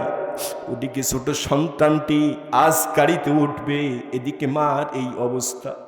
ছোট সন্তানটি মায়ের জন্য একটা 1000 টাকা দিয়ে সুন্দর দিকে শাড়ি কিনেছে, এই শাড়িটা মাকে দিবে, মা খুশি হয়ে যাবে। অথচ সে এখনো পর্যন্ত জানতে পারি না মা জননীর অবস্থা করুন, কেউ তাকে আর জানাই নাই। এক পর্যায়ে মা জননী ওষুধ কিনতে না পেরে নিজের কামলার ভিতরে যখন চলে গেল, চলে যাওয়ার পরে মা জননী এবার যখন কামলার ভিতরে কাতরাচ্ছে, কষ্টে কষ্টে কাতরাচ্ছে, ইতিমধ্যে সন্তান যখন ঢাকা থেকে মায়ের দেখার জন্য, মার সামনে আসার জন্য রওনা দিবে, ঢাকা থেকে চাঁপাইনবাবগঞ্জের গাড়িতে যখন উঠার পরে ওই গাড়ি খানিক দূর আসার পরেই পিছন দিক থেকে আগুন ধরে যায়। কে কমনি পালায়, কে কমনি বাইর হয়, কোনো ধরনের ঠিক নয়। সবাই জানলা দিয়ে, দরজা দিয়ে বাইর যখন হতে লাগলো, ওই সন্তান নিজের জীবনকে বাঁচানোর তাগিদে জানলা দিয়ে বাইর হয়ে গেল। শাড়িটা তখন পড়তে লাগলো, আর বাইরে দাঁড়িয়ে দাঁড়িয়ে আফসোস করতে থাকলো, আহারে আজকে মায়ের জন্য শাড়ি কিনলাম, মা চরণীকে খুশি করাবো বলে নিজের অর্থ দিয়ে আজকে শাড়ি কিনলাম, শাড়িটা মাকে দিতে পারলাম না। সন্তান আফসোস করতেছেন। এক পর্যায়ে ওই সন্তান যখন কান্দে, এদিকে মা জননী ঔষধের অভাবে যখন বারান্দায় কান্দে, ওই যে সেদ সন্তান মায়ের কামলার পাশ দিয়ে যাচ্ছিল, মায়ের কামলার পাশ দিয়ে যাওয়ার সময় দেখলো মায়ের যে ঔষধের প্রেসক্রিপশনটা, যেটা ডাক্তার লিখে দিয়েছে ঔষধটা, সেটা মা জননীর জানালার পাশে সেটা ফেলিয়ে দেওয়া হয়েছে। তখন ওই সন্তান মনে মনে কয়, মা জননী মনে হয় রাগ করে আমার এই ঔষধের এটা ফেলে দিয়েছে। তখন ওই সন্তান ওইটা নিয়ে ডাক্তারের কাছে ঔষধ আনতে যায়। ঔষধ আনে দেখে মাকে মা মা বলে ডাক দেয়, মা জননী আর ডাকের জবাব দেয় না। ওদিকে ছোট সন্তানের আর মায়ের সঙ্গে দেখা করা হলো না। মা জননী এভাবেই সেই দুনিয়া থেকে বিদায় নিয়ে চলে যায়। মা গো তোর বুকের মাঝারে লুকিয়ে রাখিস আমারে, তোকে বড় ভালোবাসি, যাসনে ফেলে দূরে। মা গো তোর বুকের মাঝারে লুকিয়ে রাখিস আমারে, তোকে বড় ভালোবাসি, যাসনে দূরে ফেলে। কত ব্যথা সয়ে মাগো আনলে ধরায়, সে কথা কেমন করে আমি ভুলে যাই। ঠিক কিনা বলেন? কত ব্যথা সয়ে মাগো আনলে দুনিয়ায়, সে কথা কেমন করে আমি ভুলে যাই। এই পৃথিবী চাই না আমি, এই পৃথিবী চাই না আমি, ও মা গো, এই পৃথিবী চাই না আমি, তুই না থাকিলে পরে, তোরে বড় ভালোবাসি, যাসনে দূরে ঠেলে, তোকে বড় ভালোবাসি, যাসনে দূরে ফেলে। বলেন তো ভাই, এই সমাজের মা বাবারা অবহেলিত আছে না? না, বাবাকে খেদমত করতে হবে। মা বাবা হয়ে যায় আল্লাহ খুশি হয়, মা বাবা যদি অখুশি হয়ে যায় আল্লাহ নিজেই অখুশি হয়ে যায়। তাহলে আল্লাহ পাক বললেন, তোমরা ছেলে মৃত, আমি আল্লাহ করলাম জীবিত। জীবিত করলেন মায়ের পেটের মাধ্যমে। ওই মা বাবাকে খেদমত করতে হবে। আল্লাহ যেন খেদমত করার তৌফিক দান করেন, সবাই বলুন আমিন। সম্মানিত ভাইরা আমার, তাহলে আমরা ছিলাম মৃত, আল্লাহ করলেন জীবিত। এবার আমরা, আল্লাহ করলেন জীবিত, আল্লাহ কেন জীবিত করলেন? কেন আল্লাহ তাআলা জীবিত করলেন আর কেন তিনি সৃষ্টি করলেন? আল্লাহ রাব্বুল আলামিন এবার কি বলছেন দেখেন। আর রহমান আল্লামাল কুরআন খলাকাল ইনসান, তিনি রহমান, সৃষ্টি করেছেন ইনসান আর শিক্ষা দিয়েছেন কোরআন। আল্লাহ রাব্বুল আলামিন আবার বলেন, ইকরা বিসমি রাব্বিকাল্লাযী খলাক খলাকাল ইনসানা মিন আলাক। পড়ো তোমার আমল, পড়ো তুমি সেই মহান রবের নামে যিনি তোমাকে সৃষ্টি করেছেন। আল্লাহ রাব্বুল আলামিন এভাবে মানুষদেরকে সৃষ্টি করেছেন। তাহলে কেন আল্লাহ তাআলা সৃষ্টি করেছেন? এই প্রশ্ন থাকে কি থাকে না? আল্লাহ রাব্বুল আলামিন এবার বলেন, মা খালাকতুল জিন্না ওয়াল ইনসা ইল্লা লিয়াবুদুন। আমি মানুষ এবং জিনকে সৃষ্টি করেছি শুধুমাত্র একমাত্র আমার ইবাদত করার জন্য। আল্লাহ রাব্বুল আলামিন এবার অন্য আয়াতে বলছেন, ইয়া আইয়ুহান নাসু উবুদু রাব্বাকুমুল্লাযী খালাকাকুম ওয়াল্লাযীনা মিন ক্বাবলিকুম লাআল্লাকুম তাত্তাকুন। আল্লাহ রাব্বুল আলামিন বলেন, হে মানুষরা, হে মানুষ সকল, তোমরা উবুদু ইবাদত করো রব্বাকুম, সেই রবের যেই রব তোমাদেরকে সৃষ্টি করেছেন তোমাদের পূর্ববর্তী গণেদেরকে, পূর্ববর্তী জাতিদেরকে। তাহলে ইবাদত যদি করতে হয়, ইবাদত করতে হবে কার? জবান খুলে বলেন কার? এই ইবাদতটা হবে শিরিক যুক্ত না শিরিক মুক্ত? শিরিক যুক্ত না শিরিক মুক্ত? কথা বলেন। শিরিক যুক্ত ইবাদত করলে যত বড় ইবাদত করি না কেন আল্লাহ রাব্বুল আলামিন সেটা গ্রহণ করবেন না এবং কিয়ামতের ময়দানে ক্ষমাও করবেন না। আল্লাহ রাব্বুল আলামিন বলেন, আমি আল্লাহ তাআলা তোমাদের সব গুনাহ মাফ করলেও, আল্লাহ তাআলা বলেন আমি যদি চাই সব গুনাহ মাফ করলেও করতে পারি, কিন্তু শিরিক যদি কোনো বান্দা বান্দি করে, এমন শিরিকের গুনাহ আল্লাহ রাব্বুল আলামিন কখনোর জন্য মাফ করবে না। তাহলে ইবাদত যদি করতে হয় শিরিক যুক্ত না শিরিক মুক্ত? শিরিক মুক্ত ইবাদত করতে হবে। শিরিক যুক্ত ইবাদত হলে সেটা আল্লাহ গ্রহণ করবে না। যত বড় আমল আমরা করি না কেন, একটুখানি শিরিক যদি আমাদের ইবাদতের ভিতরে ঢুকে যায়, সমস্ত আমল নামাজ সব কিছু আল্লাহ বরবাদ করে দেয়। শিরিক যুক্ত নয়, শিরিক মুক্ত ইবাদত আমাদের করতে হবে। শিরিক মুক্ত ইবাদত আমাদের করতে হবে। আল্লাহ রাব্বুল আলামিন কুরআনুল কারীমের ভিতরে সূরা নামলের ভিতরে একটা গুরুত্বপূর্ণ বিষয় এখানে মানুষের শিক্ষা দেওয়ার জন্য বলেছেন। শিরিকের বিষয়ে কত সুন্দর করে বলেছেন, আপনারা অনেকে কথাগুলো শুনেছেন। হযরত নবী সুলাইমান আলাইহিস সালাতু ওয়াস সালামের এই ঘটনা। সুলাইমান আলাইহিস সালাতু ওয়াস সালামের যুগে একজন রানী ছিল, যার নাম ছিল বিলকিস বিনতে সারাই। এই বিলকিস বিনতে সারাই এর একটা মসনদ ছিল।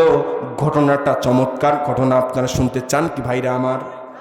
আল্লাহ রাব্বুল আলামিন কুরআনুল কারীমের ভিতরে বলেন, ওয়াতাফাক্কাদাত তায়রা ফাকালা মা লিয়া লা আরাল হুদহুদ আম কানা মিনাল গায়িবিন। আল্লাহ রাব্বুল আলামিন নবী সুলাইমান আলাইহিস সালাতু ওয়াস সালামকে এই পৃথিবীতে চারজন ব্যক্তি গোটা পৃথিবী শাসন করেছেন। তার ভিতরে অন্যতম একজন নবী সুলাইমান আলাইহিস সালাতু ওয়াস সালাম। নবী সুলাইমান আলাইহিস সালাতু ওয়াস সালাম পাখির কথা বুঝতেন, পিপীলিকার কথা বুঝতেন। জিন তার অনুগত ছিল, সমস্ত পিপীলিকা তার অনুগত ছিল। এভাবে আল্লাহ রাব্বুল আলামিন তাকে সম্মান করেছিলেন, সম্মানিত করেছিলেন। তার ভিতরে হযরত সুলাইমান আলাইহিস সালাতু ওয়াস সালাম এই সমস্ত জিন, পিপীলিকা, মানুষ সহ সবাই তাকে সাহায্য করত। সকল প্রাণীর ভাষা বুঝতে নবী সুলাইমান আলাইহিস সালাতু ওয়াস সালাম আল্লাহর পক্ষ থেকে নিয়ামত পেয়েছিলেন। নবী সুলাইমান আলাইহিস সালাতু ওয়াস সালাম একদিন জঙ্গলের ভিতরে অবস্থান করতেছেন। তাফসীরের ভিতরে পাওয়া যায় গরমের সময়, রৌদ্রের সময় নবী সুলাইমান আলাইহিস সালাতু ওয়াস সালামের মাথার উপরে পাখিরা পর্যন্ত ছায়া দিয়ে দিয়ে তাকে রোদ থেকে হেফাজত করতেন। জোরে বলুন সুবহানাল্লাহ। হযরত সুলাইমান আলাইহিস সালাতু ওয়াস সালাম একদিন জঙ্গলের ভিতরে অবস্থান করতেছেন। জঙ্গলের ভিতরে থাকাকালীন তিনি যখন অবস্থান করতেছেন, তিনি হঠাৎ উপরের দিকে তাকিয়ে দেখলেন এখানে কোরআনের ডাইরেক্টর নাম এসেছে হুদহুদ।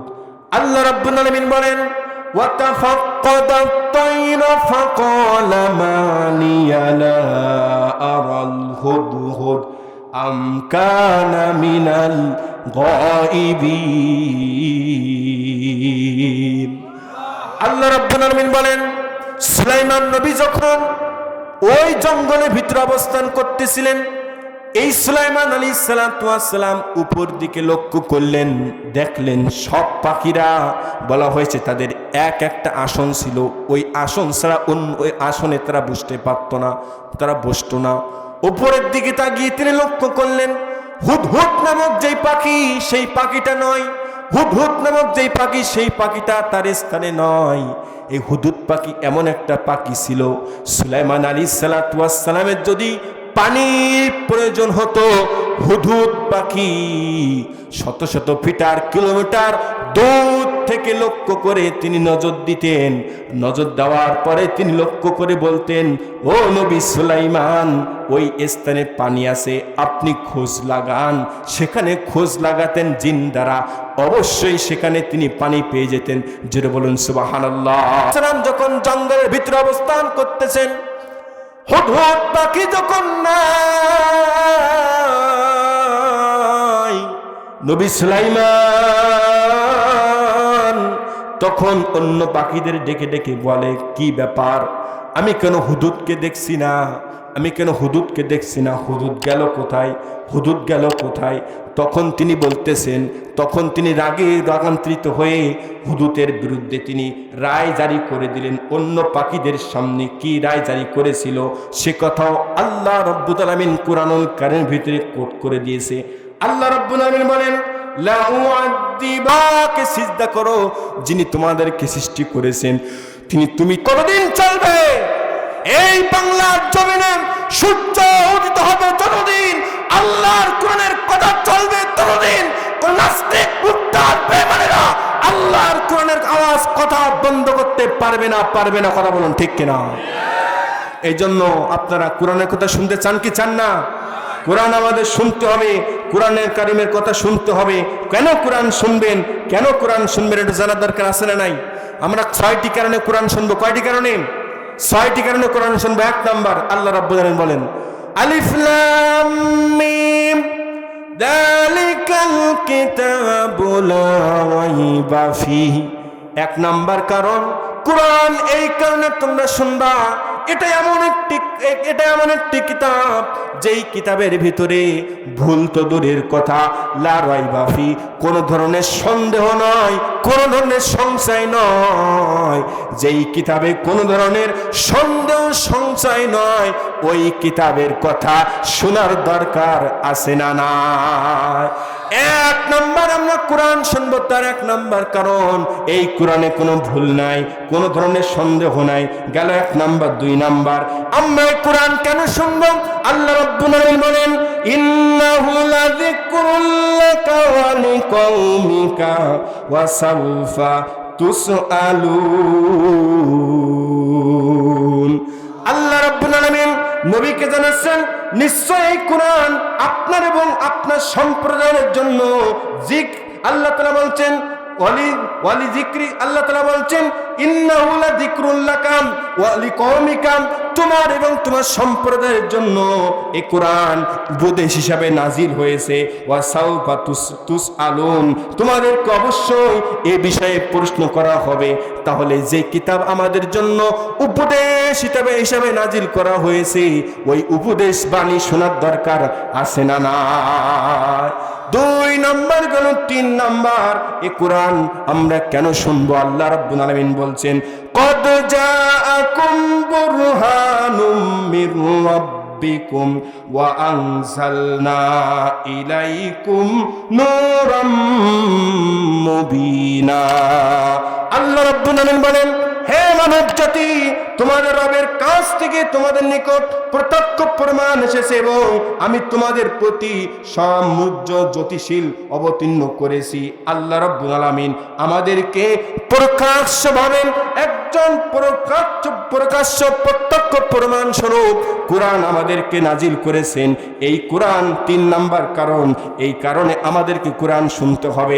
4 নাম্বার কেন আমরা কোরআন শুনব আল্লাহ রাব্বুল আলামিন বলেন ইন্নামাল মুমিনুনা আল্লাযীনা ইযা যুকিরাল্লাহু ওয়াজিলাত قلوبهم وإذا تليت عليهم آياته زادتهم إيمانا وعلى ربهم يتوكلون الله ربنا বলেন কেন তোমরা কোরআন শুনবা 4 নাম্বার কারণ এই কোরআন শুনলে যখন মুমিনের সামনে বন্দনা করা হয় তাদের ঈমানের গতিটা আরো বেড়ে যায় এই কারণে কোরআন শোনার দরকার আছে না না 5 নম্বর আল্লাহ রাব্বুল আলামিন এবার বলেন ওয়া হাযা কিতাবুন আনসালনা মুবারাকুন ফাত্তাবিউহু ওয়াত্তাকাউ লাআল্লাকুম তুরহামুন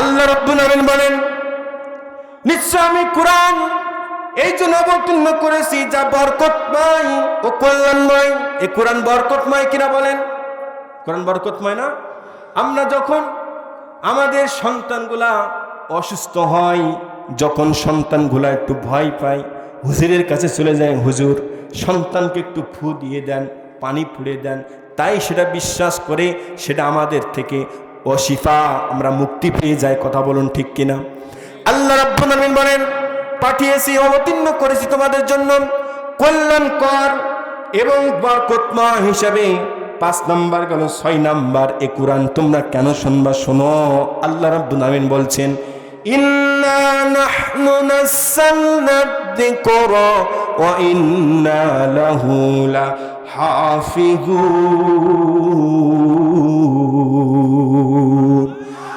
এই কোরআন নাজিল করেছে আমি আল্লাহ, এই কোরআন হিফাজত করব আমি আল্লাহ। দুনিয়ার হাজারো বই পুস্তক আমরা পড়ি, এমন গ্যারান্টি দেওয়ার মতন কথা কোনো ব্যক্তি বলে নাকি? অথবা কোরআন যারা, অথবা কোরআন ব্যতীত এই পৃথিবীতে যত বই পুস্তক যা আছে না কেন, কেউ গ্যারান্টি দিতে পারে না এতে কোনো ভুল নাই। কিন্তু আল্লাহ প্রথমে তিনি গ্যারান্টি দিয়েছেন এই কিতাব এমন একটি কিতাব যে কিতাবে কোনো ভুল নাই। আর আল্লাহ পাক বললেন এই কোরআন নাজিল করেছে আমি আল্লাহ, এই কোরআন হিফাজত করব আমি আল্লাহ। বাতিল শক্তিরা যতই কোরআন পড়াক, যা বাতিল শক্তিরা যতই হাফেজে কোরআনকে পড়াক, বাতিল শক্তিরা যতই কোরআনের মাইনা পাখিদেরকে ফাঁসিতে ঝোলাক, বাতিল শক্তিরা যতই কোরআনকে অবমাননা করুক, বাতিল শক্তিরা যতই কোরআনকে জঙ্গির কিতাব বলুক, ওদের কথা সব কিছু মিথ্যা হয়ে যাবে। আমার কোরআন আমি আল্লাহ হিফাজত করব। জোরে বলুন সুবহানাল্লাহ। তাহলে কোরআন সুন্দর 6 কারণে 6টি কথা আপনাদের সামনে বললাম। এই কোরআন জীবনে যদি গ্রহণ করতে পারিস, এই সমাজে আপনি আমি শান্তি পাবো। এই কোরআন যদি জীবনে গ্রহণ করতে পারি, সমাজে থেকে জিনা থেকে মুক্তি পাবো, অন্যায় অত্যাচার থেকে মুক্তি পাবো। কারণ লক্ষ্য করেন আল্লাহ নবী, বিশ্ব নবী, নবী মুহাম্মদ রাসূলুল্লাহ সাল্লাল্লাহু আলাইহি ওয়াসাল্লামের জামানার দিকে লক্ষ্য করুন। আল্লাহ নবী যখন এসেছিলেন তখন কিন্তু জাহিলিয়াতের সমাজে জিনা ব্যভিচার, অন্যায় অত্যাচার, জুলুম নির্যাতন দিয়ে ভরা ছিল। কথা বলুন ঠিক কিনা? আপনার মহিলাদেরকে, নারীদেরকে, মেয়েদেরকে জীবিত মাটিতে পুঁতে মেরে ফেলা হতো, দাস দাসীর অবস্থায় ছিল করুন, জিনা ব্যভিচার হতো। আজকের সমাজের দিকে তাকান আর ওই জাহিলিয়াতের সমাজের দিকে তাকান, আজকে জিনা ব্যভিচার কম না বেশি? কথা কয় না? কম না বেশি? চুরি কম না বেশি? অন্যায় অত্যাচার কম না বেশি? জুলুম নির্যাতন কম না বেশি? তাহলে সেই জাহিলিয়াত আর এখনকার তাহলে পার্থক্য থাকলো কি? মনে হচ্ছে যেন এ নব্য জাহিলিয়াত আমাদের কাছে এসে পড়েছে। আমার কালীনগরবাসী, আপনারা কি এই নব্য জাহিলিয়াত থেকে বাঁচতে চান? কারা কারা বাঁচতে চান? দুটি হাত একটু আল্লাহকে টান টান করে দেখিয়ে দেন। লিল্লাহে তাকবীর, লিল্লাহে তাকবীর। আল কোরআনের আলো। এইটা ভুল বললেন। আজ 17, আজ দেশ স্বাধীন হয়েছে 54 বছর। ঘরে ঘরে আর কত জ্বালাচ্ছেন? ঘরে ঘরে জ্বালিয়ে কি আজকে জিনা বন্ধ করতে পেরেছেন? ঘরে ঘরে জ্বালিয়ে কি আজকে অন্য অত্যাচার বন্ধ করতে পেরেছেন? ঘরে ঘরে জ্বালিয়ে কি আজকে মানুষ হত্যা বন্ধ করতে পেরেছেন? তাহলে এই স্লোগান বাদ দিয়ে ঘর থেকে একটু সংসদে নিয়ে যাওয়া যায় না? সংসদে নিয়ে যাওয়া যায় না? সংসদে নিয়ে গেলে আজকের এই জিনা থাকবে না, আজকে চুরি থাকবে না, হত্যা থাকবে না, জুলুম থাকবে না, অন্যায় থাকবে না, অত্যাচার থাকবে না, চাঁদাবাজি থাকবে না। অতএব আর ঘরে ঘরে নয়, এবার আল্লাহ কোরআনকে সংসদে দেখতে চায়। রাজি আছেন কারা কারা? তো তুলে আল্লাহকে দেখাই দাও।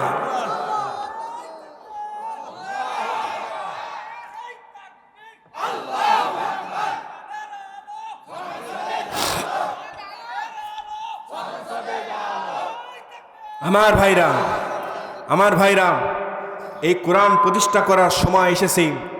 এই কোরআনকে জমিনে, এই সময়কে যদি আজকে আমরা হাতছাড়া করে ফেলাই, তাহলে এই সময় হয়তো আর ফিরে পাবো না। এই জন্য যেই দল করি না কেন, যেই মত পথ করি না কেন, আমরা জাতিতে মুসলিম, একজন মুসলিম হিসাবে আমাদেরকে মরতে হবে।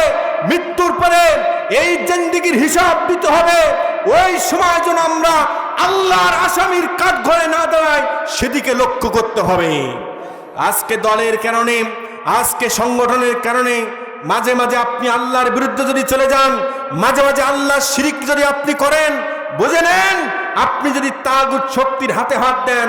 যে কথা জুমায় বলেছিলাম, যত বলে দাড়ি রাখেন, টুপি রাখেন, পাঞ্জাবি পরেন, তাগুতের সাথে সম্পর্ক থাকলে আল্লাহর জান্নাত আপনার জন্য হবে না। কারণ আল্লাহ নবী বলেন, মান দাআ বিদাওয়াতি জাহিলাতি ফাহুয়া মিন জুসাই জাহান্নাম। যে ব্যক্তি আল্লাহর দ্বীনের দাওয়াত ব্যতীত, মানব রচিত জাহিলিয়াতের দিকে আহ্বান করে, ফাওয়া মিন জুসাই জাহান্নাম, সে জাহান্নামে যাবে। আল্লাহ নবী বললেন।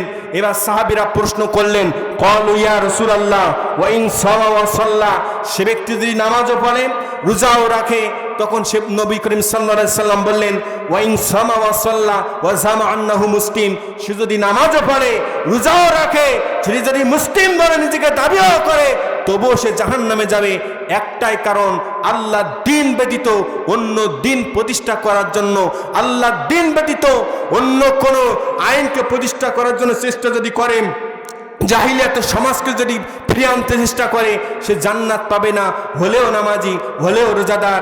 এই জন্য এত বছর নামাজ পড়লাম, রোজা রাখলাম, হজ করলাম, যাকাত দিলাম, আর তলে তলে যদি বাতিলের সঙ্গে সম্পর্ক রাখি, আল্লাহ তলে তলে আমাদেরকে জাহান্নামে দেবেন। কথা বলুন ঠিক কিনা? এই জন্য এই কোরআনকে সমাজে প্রতিষ্ঠা করতে হবে। এই কথাগুলোকে আবার কেউ দলীয়ভাবে গ্রহণ করবেন না। এখানে আমাকে আনা হয়েছে কোরআনের কথা বলার জন্য। আমি সেই কোরআন দিয়ে কথা বলবো। এই কোরআনের কথা বলার জন্য আমাকে এখানে আনা হয়েছে, কোন মানুষের গুণগান করার জন্য নয়। এই কোরআন বলেছে এই জমিনে বিচার ফয়সালা করার জন্য আল্লাহ পাক আমাকে পৃথিবীতে অবতীর্ণ করেছে। আজকে চুরি বন্ধ হয় না, জিনা বন্ধ হয় না, সুদ বন্ধ হয় না। কেন বন্ধ হয় না? কারণ আল্লাহর কোরআনের বিচার এই সমাজে নাই। কথা বলুন ঠিক কিনা?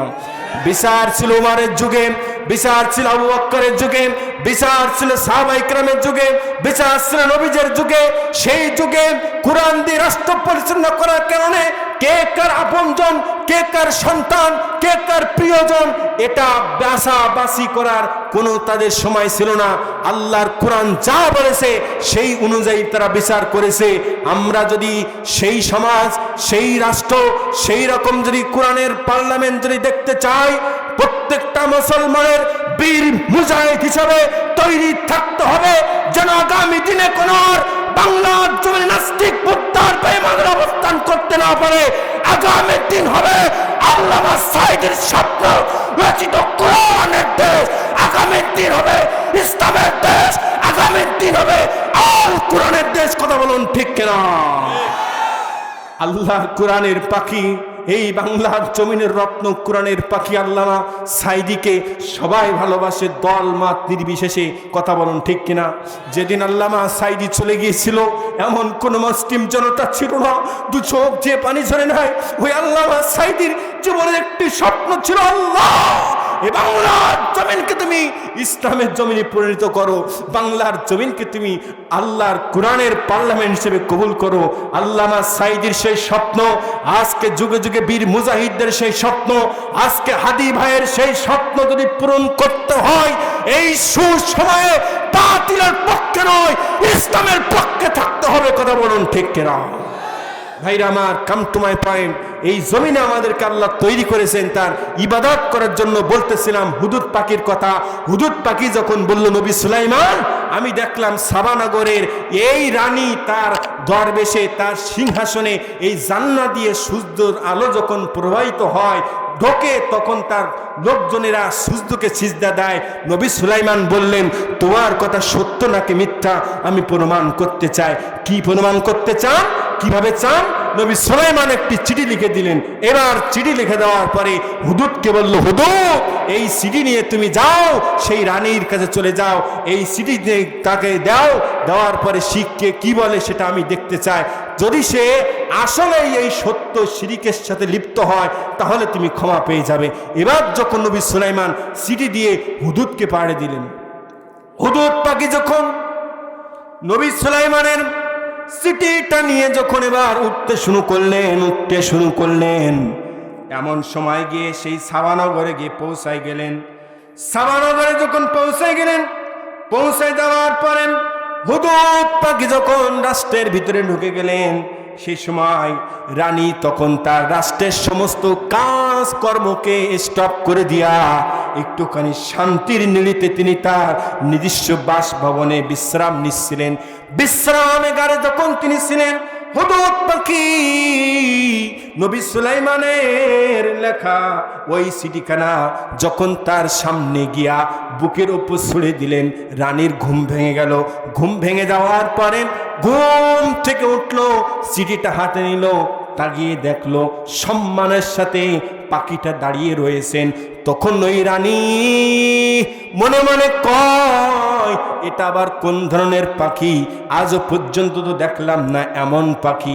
তখন সে বলে, নিশ্চয়ই এই পাখি কোনো সম্মানিত পাখি, আর নিশ্চয়ই এই চিঠি কোনো বিশেষ মর্যাদাপূর্ণ চিঠি। এই কথা বলার কারণে আল্লাহ পাক রানী বিলকিসের হৃদায়তের দরজা খুলে দিয়েছিল। জোরে বলুন সুবহানাল্লাহ। রানী বিলকিস যখন এবার চিঠিটা পেয়ে গেলেন, ও শান্ত সংসদকে আবার তিনি ডাক দিলেন। পরে পরিষদ বর্গকে বললেন, ও আমার সদস্যবৃন্দরা, তোমাদের কাছে আমি এমন একটি কথা বলতে চাই। আমার কাছে একটি চিঠি দেওয়া হয়েছে। কি সেই চিঠিতে লেখা ছিল? আল্লাহ রাব্বুল আলামিন কোরআনুল কারীমের ভিতরে তা কোট করে দিয়েছেন। নবী সুলাইমান বলেছিলেন, ইন্নাহু মিন সুলাইমান ওয়া ইন্নাহু বিসমিল্লাহির রাহমানির রহিম।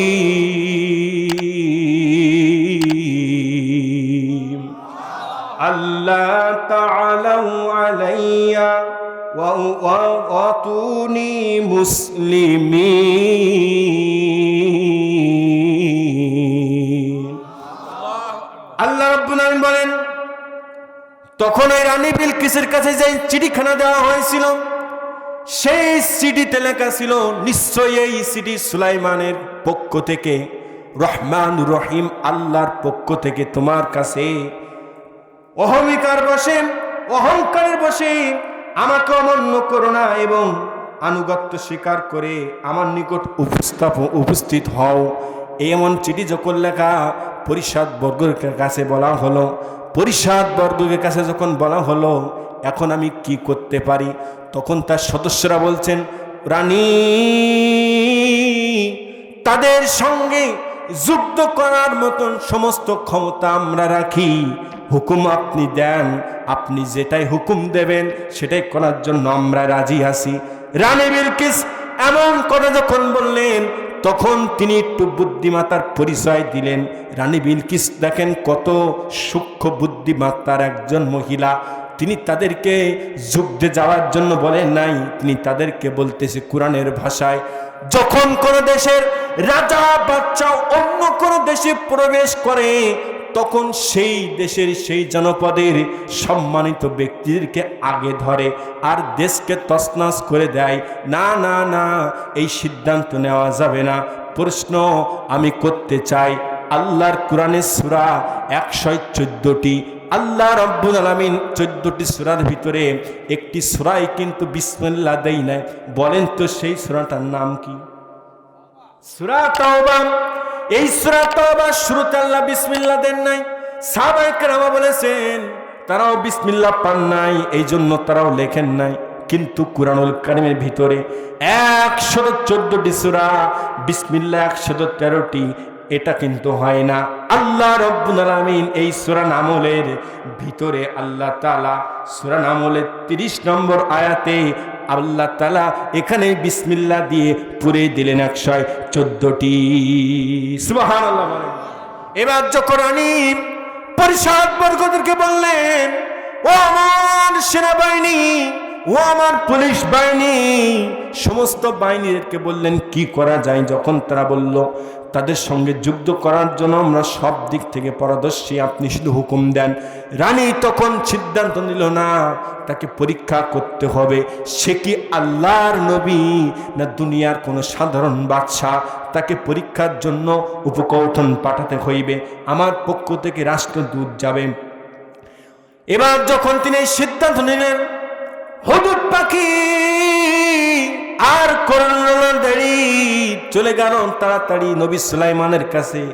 ও নবী সুলাইমান, আপনি কি জানেন আপনার চিঠি পৌঁছানোর পরে ওই রানী তার সভাবর্গের লোকজনদেরকে ডেকে সিদ্ধান্ত নিয়েছে আপনাকে তারা পরীক্ষা করতে চায়, আপনার কাছে তারা উপকৌঠন পাঠাতে চায়, দূত হিসাবে পাঠাতে চায়। এবার যখন এই কথা নবী সুলাইমান জানতে পারলেন, রানী বিলকিস বললেন, তার সাথে আমি কিছু স্বর্ণর ইট রূপার ইট দিতে চাই, দিয়ে পরীক্ষা করতে চাই। সে যদি এটা গ্রহণ করে বোঝা যাবে সে দুনিয়ার লোভী বাদশা, আর যদি গ্রহণ না করে বোঝা যাবে সে আল্লাহর নবী। তাফসীরের ভিতরে এসেছেন সঙ্গে তিনি 500 মহিলা 500 পুরুষ, পুরুষদেরকে মহিলার পোশাক পরিয়ে মহিলাদেরকে পুরুষের পোশাক পরিয়ে পাঠিয়েছিলেন পরীক্ষা করার জন্য। যদি তিনি সঠিক উত্তর দিতে পারেন বুঝে নেব সে আল্লাহর নবী।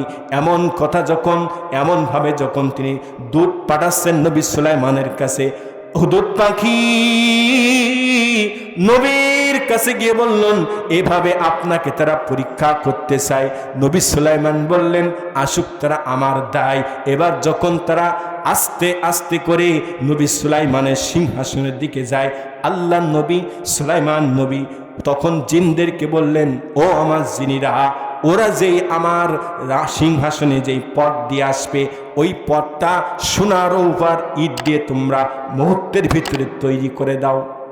তারা নিয়ে আসতেছেন কিছু স্বর্ণের ইট, কিছু রূপার ইট, আর পরীক্ষার জন্য নারী পুরুষ নিয়ে। এবার যখন তারা নবী সুলাইমানের কাছে আসলেন, আসার পরে যখন তারা তাদের উপস্থাপন করলেন, সোনার ইট বাইর করলেন, রূপার ইট বাইর করলেন, কোরআনের ভাষা এসেছে নবী সুলাইমান বললেন ও দুদেরা, তোমরা আজকে আল্লাহকে বাদ দিয়া সূর্যকে সিজদা করতেছো। এই উপকৌঠন দিয়ে, এই সোনার ইট দিয়ে, রূপার ইট দিয়ে তোমরা কি আমাকে কিনতে চাও? পায়ের দিকে লক্ষ্য করো, তোমাদের হাতের ইট তো কয়টা, গোটা রাস্তা কি দিয়া তৈরি? পায়ের দিকে লক্ষ্য করলে যখন দেখতে পেল তখন তারা তো মাত্র কয়টা ইট নিয়ে এসেছে, আর গোটা রাস্তাটা স্বর্ণের রূপার রাস্তায় তৈরি হয়েছে। জোরে বলুন সুবহানাল্লাহ। লজ্জা পেয়ে গেলেন, পেয়ে যাওয়ার পরে বলল তোমাদের এইভাবে এর ভিতরে পুরুষ কারা মহিলা কারা এটা আপনাকে পার্থক্য করতে হবে। নবী সুলাইমান বললেন দাঁড়াও, এক্ষুনি পার্থক্য করতেছি। ভাইরা আমার দেশের পুরুষদের একটা অভ্যাস আছে, পানির কাছে যখন যায়, পানি যখন তারা কাছে যায় প্রথমেই তারা হাতে নিয়ে কুলি করার চেষ্টা করে। ভাই ঠিক কিনা বলেন? পানির কাছে যখন তারা যায় তখন তারা প্রথমে পানিটা হাতে নিয়ে কুলি করে, আর মহিলারা যখন পানির কাছে যায় প্রথমেই তাদের পায়জামাটা উঁচু করে গোটাতে থাকে। ভাই ঠিক কিনা বলেন? নবী সুলাইমান পানির কাছে যেতে বললেন, যেই মাত্র পানির কাছে গেল মহিলারা পায়জামা গোটাতে লাগলো, পুরুষেরা পানি হাতে নিতে লাগলো। নবী সুলাইমান বললেন এইগুলা পুরুষ, এইগুলো মহিলা। তিনি বললেন শোনো দুধেরা, তোমাদের রানী আল্লাহকে বাদ দিয়া সূর্যকে সিজদা করতেছে, তার জন্য আমাকে এইগুলা তোহফা, এইগুলা হাদিয়ে পাঠিয়েছে, এইগুলা দিয়ে কি তোমরা আমাকে কিনতে চাও? শুনে রাখো, তোমাদেরকে বলে দিতেছি তোমাদের এইগুলো আমি গ্রহণ করব না। ফিরে যাও, রানীর কাছে ফিরে যাও, গিয়ে বলো তোমাদের চাইতে আল্লাহ পাক আমার বহুত গুণ জিনিস বেশি দিয়েছে যা তোমাদের কাছে নাই। আর শুনে রেখো, তোমাদের উপর আক্রমণ করব, যা প্রতিবাদ করার মতন ক্ষমতা শক্তি তোমাদের না। নবী সুলাইমান যখন এমন হুঙ্কার দিয়ে দিলেন, দিদার পরে রুদ্দুতরা যখন রাজ্যে চলে গেলেন, রাজ্যে চলে যাওয়ার পরে রানী বিলকিসের সামনে মাথা নত করে বলে, রানী ও রানী, এই ব্যক্তি সাধারণ কোনো ব্যক্তি নয়, নিঃসন্দেহে আল্লাহর নবী। জোরে বলুন সুবহানাল্লাহ। আপনি যে আমাদের সোনার রূপার ইট দিছেন, এই সোনার রূপার ইট শুধু আমাদের হাতে কয়েকটা, আর তার গোটা রাস্তাটা সোনার রূপার ইট দিয়ে তৈরি করা। ও রানী, এনাকে টাকা দিয়ে কেনা যাবে না, ইট দিয়ে কেনা যাবে না। বোঝা গেল টাকা দিয়ে, গাড়ি দিয়ে, বাড়ি দিয়ে, নারী দিয়ে মুনাফিক কেনা যায়, ইমানদার কেনা যায় না। টাকা দিয়ে গাড়ি দিয়ে, বাড়ি দিয়ে, নারী দিয়ে মুনাফিক কিনা যায়, ইমানদার কিনা যায় না? কথা বলুন ঠিক কিনা? ইমানদার ইমানের পথ শুধু কষ্ট হলে পানি দেবে, চলে যাবে, জুলুম নির্যাতন সইবে, হামলা মামলা খাটবে, তবুও সে কখনো 500 টাকার কাছে, 1000 টাকার কাছে ইমান বিক্রি করে না, ইমান বিক্রি করে না। মুনাফিক কেনা যায়, ইমানদার কেনা যায় না। কারণ এই ইমান বড় চড়া ইমান, এই ইমান বড় দামি ইমান, এই ইমান 500 টাকার কাছে বিক্রি হয় না। ঠিক কিনা বলেন? আজকে তাফসীর মাহফিল, এই মাহফিলে আপনারা এসেছেন, আপনাদের কাউকে বিরিয়ানিও দেওয়া হবে না, 500-1000 টাকাও দেওয়া হবে না। ঠিক কিনা বলেন? কিন্তু এমন এমন সমাবেশ আছে যেখানে 500 টাকা দেওয়া হয়, 1 প্যাকেট বিরিয়ানি দেওয়া হয়, আবার বিরিয়ানির ডেক ঢিলা দিলে হয়, তারপরও লোকজন হয় না। কিন্তু আল্লাহর কোরআনে তাফসীর মাহফিল, শ্রোতা বৃন্দ নিজের পকেটের টাকা খরচ করে আল্লাহর কোরআনের কথা শুনতে আসে। উপরি তাদেরকে কোনো টাকা দেওয়া হয় না, তাদেরকে কখনো বিরিয়ানির প্যাকেট দিয়ে আনা যায় না, কারণ তারা ইমানদার। ইমানদার ইমানদার আল্লাহর কথা শুনে আসে, টাকার কাছে ইমানদার বিক্রি হয় না, হয় না, হয় না। ঠিক কিনা বলেন? নবী সুলাইমান যখন এমন হুঙ্কার দিলেন, তখন এবার যখন দুদিন আগে বলল, রানী এনাকে কিনা যাবে না, এরা সাধারণ কোনো ব্যক্তি নয়, তখন বিলকিস রানী তখন এবার সিদ্ধান্ত গ্রহণ করলো, আমি ওই নবীর কাছে যেতে চাই, দেখি সে কে, তার হাতে হাত দিয়ে আমি মুসলমান হতে চাই। যারা বলেন সুবহানাল্লাহ। এবার যখন হুদুদ পাখি আসলো, নবী সুলাইমান, আমি বলেছিলাম যে সে সিজদা করতেছে আল্লাহ ব্যতীত সূর্যকে, আপনি আমাকে পরীক্ষার জন্য এত পরীক্ষা করলেন, চিঠি পাঠালেন, সেই রানী এবার সরাসরি আপনার দরবারে আসতে চায়। যারা বলেন সুবহানাল্লাহ। ওই রানী তার সিংহাসনটি ছিল বড় দামি, যে কথা বললাম, সিংহাসনটি স্বর্ণ রূপা দ্বারা খচিত ছিল, তৈরি করা ছিল, পূর্ব পশ্চিমে 300 করে জ্বালানো ছিল, বড় সিংহাসন ছিল। এই সিংহাসন যখন ছিল, এই সিংহাসনটি তিনি যখন নবী সুলাইমানের দরবারে আসবেন, বলা হয়েছে তাফসীরের ভিতরে পাওয়া গেছে, এই সিংহাসনটি 1 নয় 2 নয়, 7টি দরজার ভিতরে লক করে, প্রতিটা দরজায় 12,000 করে সৈন্য রেখে দিয়ে তিনি তখন সুলাইমান নবীর দরবারে রওনা দেন। এদিকে নবী সুলাইমান জিনদেরকে ডাক দিলেন, কোনো ব্যক্তি আসো নাকি যে ওই রানীর ওই সিংহাসনটি আমার কাছে এনে দিতে পারবে? একজন বলল, আপনি তো বিচার কার্য শুরু করেন সকাল থেকে দুপুর পর্যন্ত, এর ভিতরে আমি সিংহাসনটি এনে দিতে পারবো।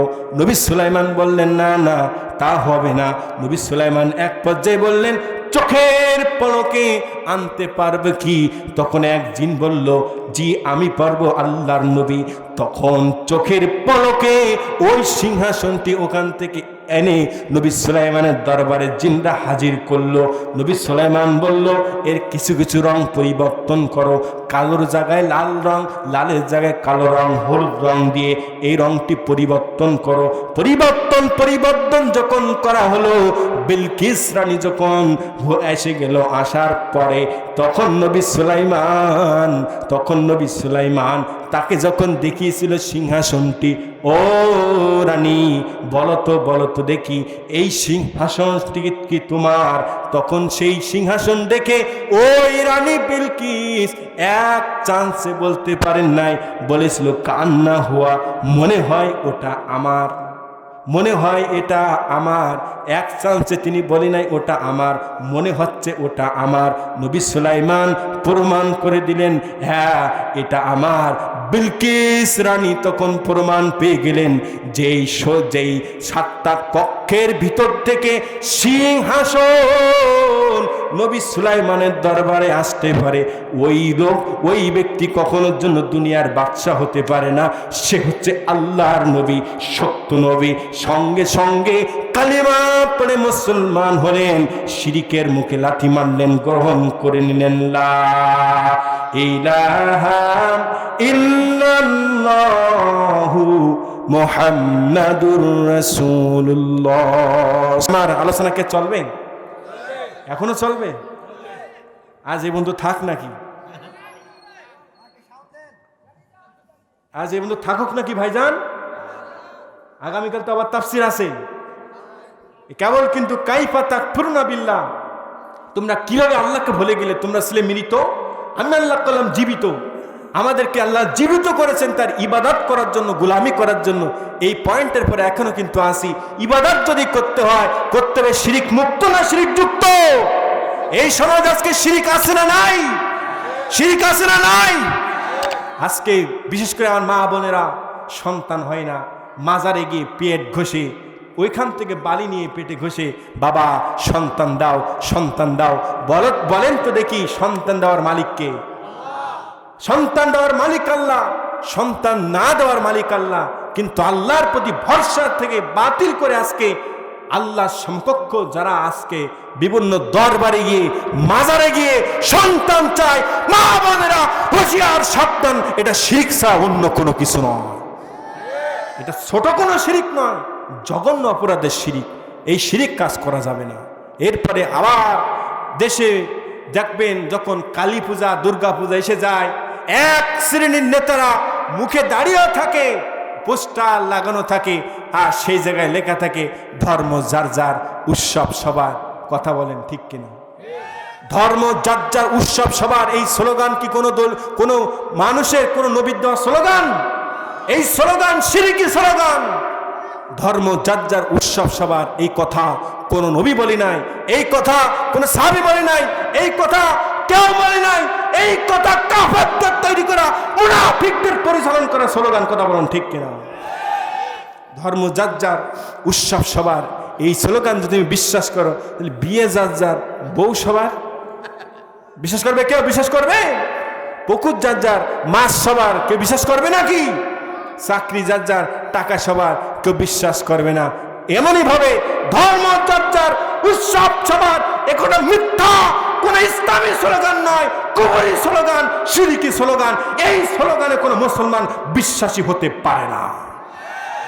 আর এরপরে আপনার অনেক ধরনের শিরিক এদেশে চালু রয়েছে। বাবার কাছে গিয়ে তারা সাহায্য চায়, বাবার কাছে গিয়ে তারা সন্তান চায় না। সমস্ত শিরিক থেকে বিরত থেকে আমাদের শিরিক মুক্ত আল্লাহর ইবাদত করতে হবে, আল্লাহর গুলামি করতে হবে। যদি আল্লাহর গুলামি করতে পারি শিরিক মুক্তভাবে, আল্লাহ বলছেন তুমি গুনাহ করেছ, তোমার গুনাহ আমি আল্লাহ তাআলা চাইলে মাফ করলেও করতে পারি, কিন্তু শিরিক করলে ওই গুনাহ আমি মাফ করব না। ভাইরা আমার, আল্লাহর ইবাদত করতে হলে আল্লাহর হুকুম পালন করার দরকার আছে না নাই? এই সমাজে জিনা বন্ধ করার দরকার আছে না নাই? জিনা বন্ধ করতে হলে বিয়ের প্রয়োজন আছে না নাই? আজকে সন্তানদের উপযুক্ত বয়স হয়ে যাওয়ার পরেও আজকে অনেক পিতামাতা আছে সন্তানদেরকে বিয়ে দিতে চায় না। ঠিক কিনা বলেন? যুবক ভাইরা, অনেক যুবক চায় নিজে সৎ হবে, অনেক যুবক চায় জিনা থেকে বাঁচবে, কিন্তু পিতামাতা বলে তুমি কি আনো নিজের পায়ে দাঁড়াইছো, তুমি বিয়ে করবা? ও কি দাঁড়ায় আছে আপনার পাই? ও কি দাঁড়িয়ে আছে আপনার পাই? সন্তানকে বিয়ে দিচ্ছে না উপযুক্ত বয়সে। বিশ্বাস করে নবীজি বলেন, উপযুক্ত বিয়ের বয়স হওয়ার পরে যদি কোনো পিতামাতা সন্তানটিকে বিয়ে না দেয়, ওই সন্তান যত খারাপই কাজ করবে তার আমল নামা যাবে পিতামাতার আমল নামায়। এই জন্য আমি আমার কালীনগরবাসীদেরকে আহ্বান করতেছি, বিয়ের ক্ষেত্রে আমাদের সহজ করতে হবে, তবেই জিনা বন্ধ হবে, তবে আজকে পরকীয়া বন্ধ হবে। ঠিক কিনা বলেন? বিয়ের প্রয়োজন আছে না নাই? বিয়ের প্রয়োজন আছে না নাই? আল্লাহ তাআলা এই পৃথিবীতে নারী সৃষ্টি করেছেন, পুরুষ সৃষ্টি করেছেন, একে অপরের প্রতি আকর্ষণ দিয়েছেন। তিনি কে? এই আকর্ষণটা হালাল হবে না হারাম হবে? হালাল হবে না হারাম হবে? হালাল যদি করতে হয় বিয়ে ছাড়া বিকল্প কোনো পথ নাই। আল্লাহর কোরআন বলছেন, যারা বেকার, সূরা নূর খুলে দেখবেন, তোমরা যারা বেকার আছো, এই বেকারত্ব জীবন কাটাচ্ছ, বিয়ে করো, আমি আল্লাহ তাআলা তোমাদের ধনী বানিয়ে দেবো। জোরে বলুন সুবহানাল্লাহ। আজকে অনেক যুবক ভাইরা বিয়ে না করে যারা পরকীয়া করে কত আমার বোনদের ইজ্জতকে নষ্ট করতেছে। তারা মনে করতেছে আমরা ভালো বউ পাবো, অতগুলো গুল হাফ কেজি না।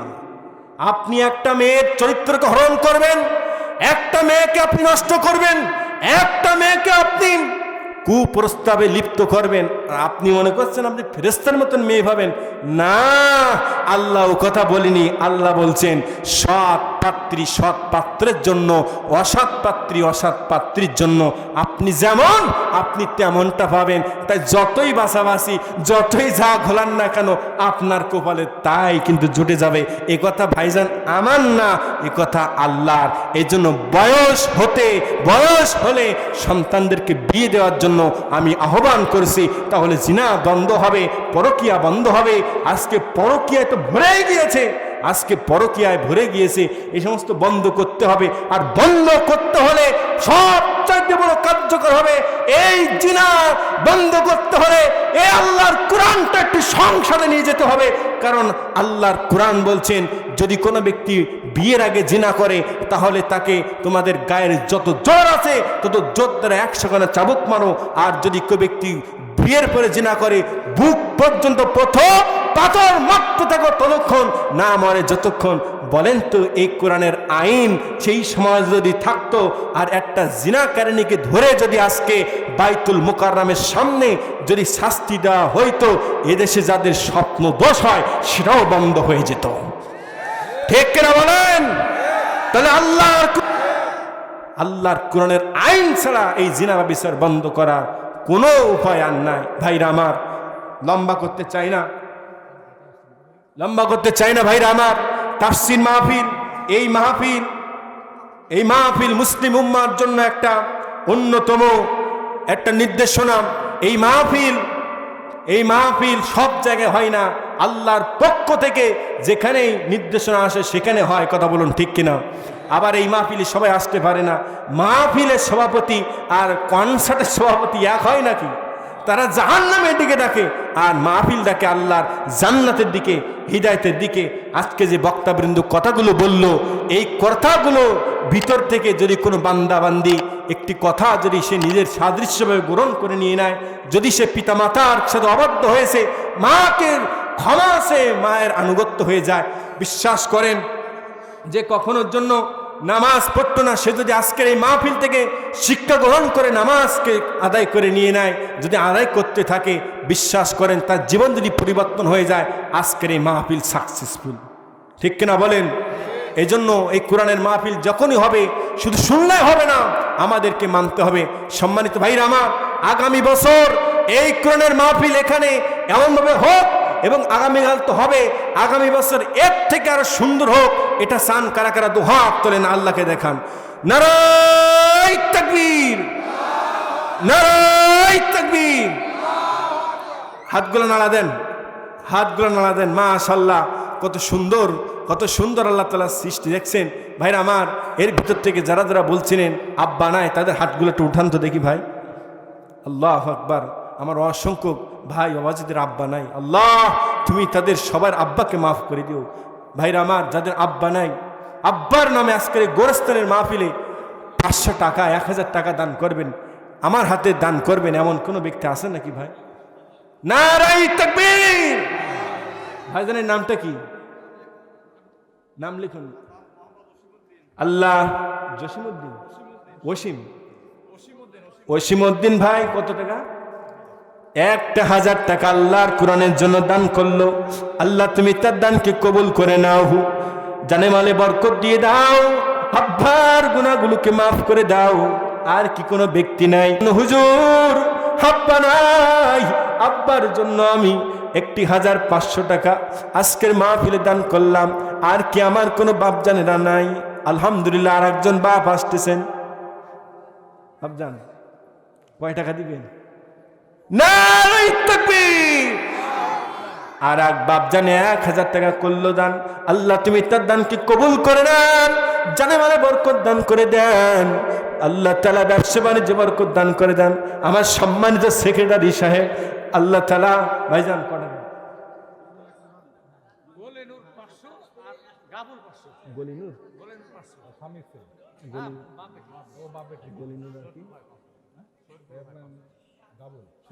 গলিনুর আর গাবুল ভাই মিলে 1000 টাকা দান করলো। বাপ বেটা আল্লাহর দানকে কবুল করে নেন, সবাই বলুন আমিন। আর রুমাল যাচ্ছে, যে যা পারেন সবাই একটু কোরআনের ময়দানে সহযোগিতা করুন। শরীফুল ভাই 500 টাকা করলো দান, আল্লাহ আপনি দানকে কবুল করে নেন। যোগ্য 1 মণ ধান, তার স্ত্রী 1000 টাকা নগদ দিয়েছে। আল্লাহ এই স্বামী স্ত্রীর দানকে তুমি কবুল করে নাও, তাদের সংসারের প্রতি মহব্বত ভালোবাসা বৃদ্ধি করে দাও, তাদের গর্বে আল্লাহ তাআলা হক্কানি আলেম উলামা জন্মগ্রহণ করার তৌফিক দান করে দাও। আল্লাহ তাআলা তোমার এই কোরআনের মাহফিলের জন্য যে ভাইরা দান করতেছে সকলের দানকে কবুল করে নাও। বাপজানেরা আর কি কেউ নাই? আর কেউ নাই? গাবুল হোসেন ভাই 1 মণ ধান করলো দান, আল্লাহ তুমি তার কামাই রোজগারে বরকত দান করে দেন, আল্লাহ তার চাষিতে বরকত দান করে দেন। আলহাজ গফুর হাজি ভাই 1000 টাকা করলো দান, আল্লাহ তুমি কবুল করে নেন, জানে মালে বরকত দান করে দেন। আলহামদুলিল্লাহ। ভাই নামটা কি? সাব্বির ভাইয়ের 11 দিন হলো একটি ছেলে সন্তান হয়েছে। আল্লাহ 500 টাকা করলো দান, আল্লাহ সন্তানটাকে হক্কানি আলেম হওয়ার তৌফিক দান করে দেন। আল্লাহ তাআলা দেশ ও জাতির কল্যাণে কবুল করে নেন। আল্লাহ তাআলা আমার এক ভাই কত ভাই বলেন নামটা কি? শাহানা। আল্লাহ ভাইয়ের স্ত্রী 1000 টাকা করলো দান, শাহানা, আল্লাহ তার দানকে কবুল করে নেন। আর কি কোন বাজান আছেন? বাজান একটু আলাপ, একটু কথা বলেন, অল্প সময়ের ভিতরে শেষ করে দেবো ইনশাআল্লাহ। আমার মা বোন যারা আছেন আপনারাও আজকের মাহফিলের জন্য একটু কিছু দান করেন। মা সনাতন বিবি 1 মণ ধান করলো দান, আল্লাহ তুমি কবুল করে নেন। সনাতন বিবির ধান আল্লাহ তুমি কবুল করে নেন, তার কামাই রোজগারে বরকত দান করে দেন। আর কি কোনো বাপজানেরা নাই? আর কেউ আছেন ভাই? বড় অঙ্কের আর কেউ আছেন?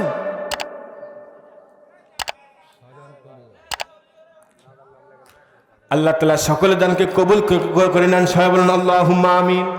সম্মানিত ভাইরা আমার,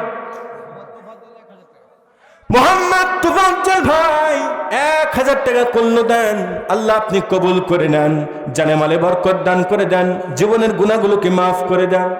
আর কোন বাপজানেরা আছেন নাকি ভাই? আল্লাহর কোরআনের জন্য এই মাহফিলে টাকা দান করলে কখনোর জন্য বৃথা যাবে না, আল্লাহর এই পথে দান করলে কখনোর জন্য বৃথা যাবে না। আপনি অবশ্যই কিয়ামতের ময়দানের ফজিলত অবশ্যই পেয়ে যাবেন। খায়রুল ইসলাম ভাই 1 মণ করলো দান, আল্লাহ তুমি কবুল করে নেন। মোহাম্মদ বাবলু ভাই 2000 টাকা করলো দান, আল্লাহ আপনি কবুল করে নেন। লিল্লাহি তাকবীর। আমার যুবক ভাইরা, আপনাদের আওয়াজ কিন্তু কমলে হবে না, আপনারাই কিন্তু সব জায়গায় শ্রেষ্ঠ, কথা বলুন ঠিক কিনা? এই যুবকদের জন্য আজকে উন্মুক্ত ময়দান কথা বলতেছে, এই যুবকদের জন্য আজকে উন্মুক্ত ভাবে কোরআনের কথা বলার সুযোগ আমরা পাইতেছি, কথা বলুন ঠিক কিনা? সকল কাজে যুবকদের অবদান। আমার যুবক ভাইরা এখনো আছে, মাহফিল এখনো চলতেছে, আলহামদুলিল্লাহ। থাকবেন তো ইনশাআল্লাহ? আমিও যুবক, আপনারা যুবক, আলহামদুলিল্লাহ। যুবক ভাইদেরকে আল্লাহ দ্রুত ভালো একটা জীবন সঙ্গী খুঁজে নেওয়ার তৌফিক দান করুক, সবাই বলুন আমিন। সুলেমান ভাই 500 টাকা করলো দান, আল্লাহ আপনি কবুল করে নেন। আমার মা বোনেরা, আপনারা একটু আপনাদের মধ্যে থেকে দানের খাতায় নাম লিখান। মা ও মা, ইসলামের জন্য আপনাদের অবদানও কোনো দিক থেকে কম নাই। মা আপনারা আসেন ইসলামের জন্য, কোরআনের জন্য, যে জায়গায় যাই সে জায়গায় মা বোনদের সমাগম বেশি হয়। মা স্বামীর খেদমত করবেন, নামাজ পড়বেন, রোজা রাখবেন, পর্দা করবেন, আল্লাহর জান্নাত 8টা আপনার জন্য খুলে যাবে। মা বোনদের ওয়াজ বেশি লাগবে না, 4টি কাজ করতে পারলে আল্লাহ নবী বলেন মা বোনদের জান্নাত আল্লাহ তাআলা 8টি এমনি দান করবে। কিন্তু স্বামীর আজকে অনেক মা বোনেরা গুনতেই চায় না, ঠিক কিনা বলেন? মনে শরীফুল ইসলাম ভাই 1 মণ ধান করলো দান, আল্লাহ তুমি কবুল করে নেন, সবাই আল্লাহুম্মা আমিন। আজকে অনেক মহিলা আছে যারা স্বামীকে মোটেই কেয়ার করে না, মোটেই গুনতে চায় না। আজকে স্বামী যদি একটু জোরে কথা বলে, যাও তোমার মতন ওরকম লোক আমার কাছে আরো আছে, কথা বলুন ঠিক কিনা? আজকে স্বামীকে গুনতে চায় না, বড় আফসোস। মহিলারা জাহান্নামে যাবে তার অন্যতম প্রধান 2টি কারণ। 1 নাম্বার স্বামীর কথাকে না গ্রহণ করলা, আর 2 নাম্বার অন্যের গীবত করা। এই 2টা কারণে নবীজি বলছেন মহিলারা বেশি জাহান্নামে যাবে। এরপরে নামাজ আদায় করতে হবে। আপনি যখন পাক পবিত্র থাকবেন, তাজেল তার মৃত্যু মায়ের নামে, মা মারা গেছে। কি হয়েছে ভাই?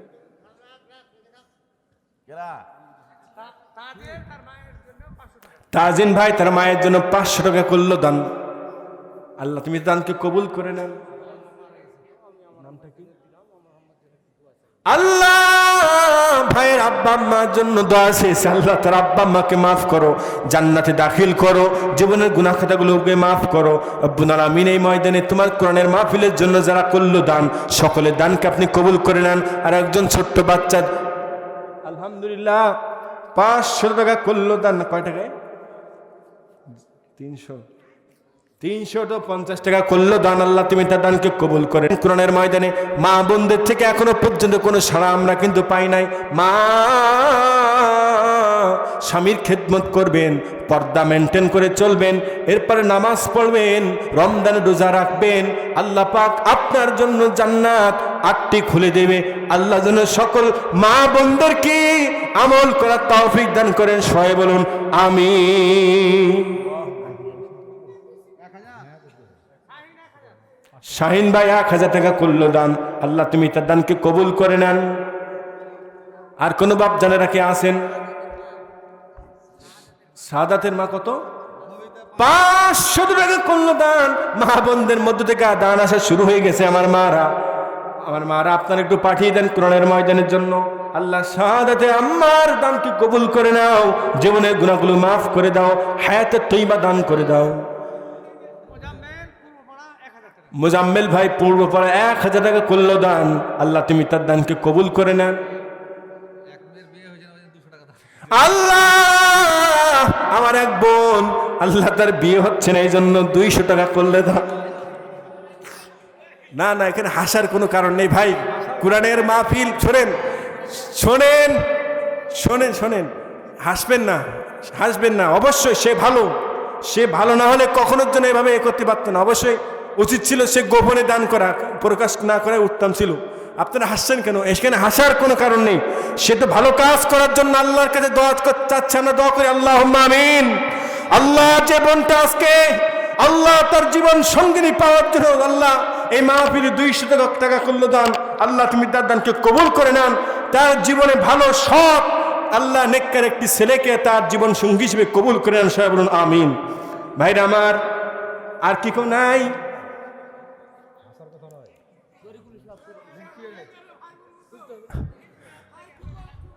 যুবক ভাই, আপনাদের কি বিয়ের দরকার? অবশ্যই আছে না? আপনাদের মন চাই না? আপনারা সেটা দিয়েছে 200, আপনাদের 2000। আপনারা 2000 করে দেন। আল্লাহ যদি চায় দ্রুত বিয়ে হয়ে যাবে ইনশাআল্লাহ। হ্যাঁ জি, শরীফুন বিবি আজমন ধান, তরিকুল ইসলাম 2 মণ ধান। আল্লাহ তুমি দানকে কবুল করে নেন। আমার আর একজন বাপ যান 500 টাকা করলো দান। আল্লাহ তুমি দানকে কবুল করে নেন। শহীদউদ্দিন ভাই 1000 টাকা করলো দান। আল্লাহ তুমি দানকে কবুল করে নেন। যারা দেবেন একটু দূরত্ব দেবেন ভাই যান। রাত গভীর হতে চলেছে, আগামীকাল আবার তাফসির আছে, আপনারা শুনবেন।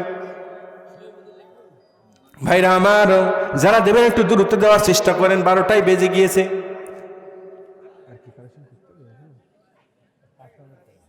ভাই এর মধ্যে আর কি কোনো দেওয়ার কোনো গ্রাহক আছেন কোরআনের ময়দানে? আর থাকলে দ্রুত বলেন, আমরা দ্রুত মনোজাত করে আজকের মধ্যে সমাপ্ত করবো ইনশাআল্লাহ। জি যুবক ভাই বলেন, আপনার মনের ব্যথা বলেন, আমি শুনবো। বলেন, আমিও যুবক, বিয়ে হচ্ছে না, নামাজ পড়বেন, তাহাজ্জুদে নামাজ পড়বেন, আল্লাহর কাছে চোখের পানি ঝরাবেন, অবশ্যই আপনার বিয়ে হবে। কথা বলেন ঠিক কিনা? আপনি আল্লাহর কাছে চান, অবশ্যই বিয়ে আপনার হবে। হ্যাঁ, রেবিনা 1 মণ ধান করলো দান। আল্লাহ তুমি তার দানকে কবুল করেন। আল্লাহুম্মা আমিন। মাশাআল্লাহ, আমার চাঁপাই নবাবগঞ্জের কালীনগরের যুবক ভাইরা, আলহামদুলিল্লাহ, আল্লাহ আপনাদের সবাইকে একটা উত্তম জীবন সঙ্গী খুব দ্রুত কবুল করুক, আমিন। এই গার্জিয়ান যারা আছেন, আপনাদের কাছে আমি সন্তান হিসাবে, আমি কিন্তু বিবাহ করেছি, আমার ওই কথা বলার সুযোগ নেই, আমি বিবাহিত, এই জন্য এই কথাগুলো জোর করে বলতে পারতেছি। নয়তো আমার বললে আমি নিজে ধরা খাইতাম, ঠিক কিনা বলেন? এই জন্য জিনা থেকে বাঁচাতে গার্জিয়ান যারা আছেন তারা বিয়ে করতে চায়, আপনি বিয়ে দিয়ে দেন, আপনি বিয়ে দিয়ে দেন। রুজির রোজগারের মালিককে আল্লাহ খায়রুর রাজিকিন, আল্লাহ রিজিক দান করবেন। আপনার বাড়িতে যে রান্না হয় সেটা একজনের জন্য কখনো বেঁধে থাকবে না, অবশ্যই সেটা পার হয়ে যাবে। আমার মা বোনেরা সহ আমার যুবতী বোন যুবক ভাই যারা বিবাহের জন্য আল্লাহ তোমার কাছে দোয়া করে, আল্লাহ সকলে দোয়াকে কবুল করে দ্রুত তাদেরকে বিবাহ আবদ্ধ হওয়ার তৌফিক দান করে সবাই আমিন। মাহফিলের জন্য আজকে যারা যে যেখান থেকে দান করলেন আল্লাহ সকলের দানকে কবুল করুন সবাই আমিন। ভাইরা আমার, আমি আমার কথাকে আর দীর্ঘায়িত করতে চাই না। আগামীকাল মাহফিল আছে, আপনারা অবশ্যই আসবেন। আমি এতক্ষণ পর্যন্ত কুরআনুল কারীমের সূরা বাকারার 28 নম্বর আয়াতকে সামনে রেখে অগোছালো কিছু কথা বলার জন্য চেষ্টা করতেছিলাম। আপনারা কি কিছু হলেও আমার কথাকে বুঝতে পেরেছেন? বুঝতে পেরেছেন? আব্বা আম্মাকে খেদমত করার দরকার আছে না নাই? এরপরে আল্লাহর ইবাদত করার দরকার আছে না নাই? আল্লাহর ইবাদত না করলে পরকালে কিন্তু মুক্তি পাবো না। আর ইবাদত করতে হবে একমাত্র শুধুমাত্র আল্লাহর। এই মাথা একমাত্র আল্লাহকে সিজদা দেওয়ার জন্য তৈরি করা হয়েছে। এই মাথা কোনো বাতিলের সম্মত হবে না, এ মাথা কোনো রাষ্ট্র ক্ষমতার সম্মত হবে না, এ মাথা কখনো ফাঁসির দড়ির সম্মত হবে না। এ মাথা না হবে একমাত্র আল্লাহর দরবারে। কথা বলুন ঠিক কিনা? এই জন্য আসুন, এই প্রত্যাশা নিয়ে সময় স্বল্পতার কারণে আজকের এই পর্যন্ত থাক। আল্লাহ যদি বাঁচিয়ে রাখে আবারও কোনো এক মঞ্চে দেখা হবে। এসেছিলাম প্রিয় আজিজুল ইসলাম ভাইয়ের মাধ্যমে আপনাদের এখানে।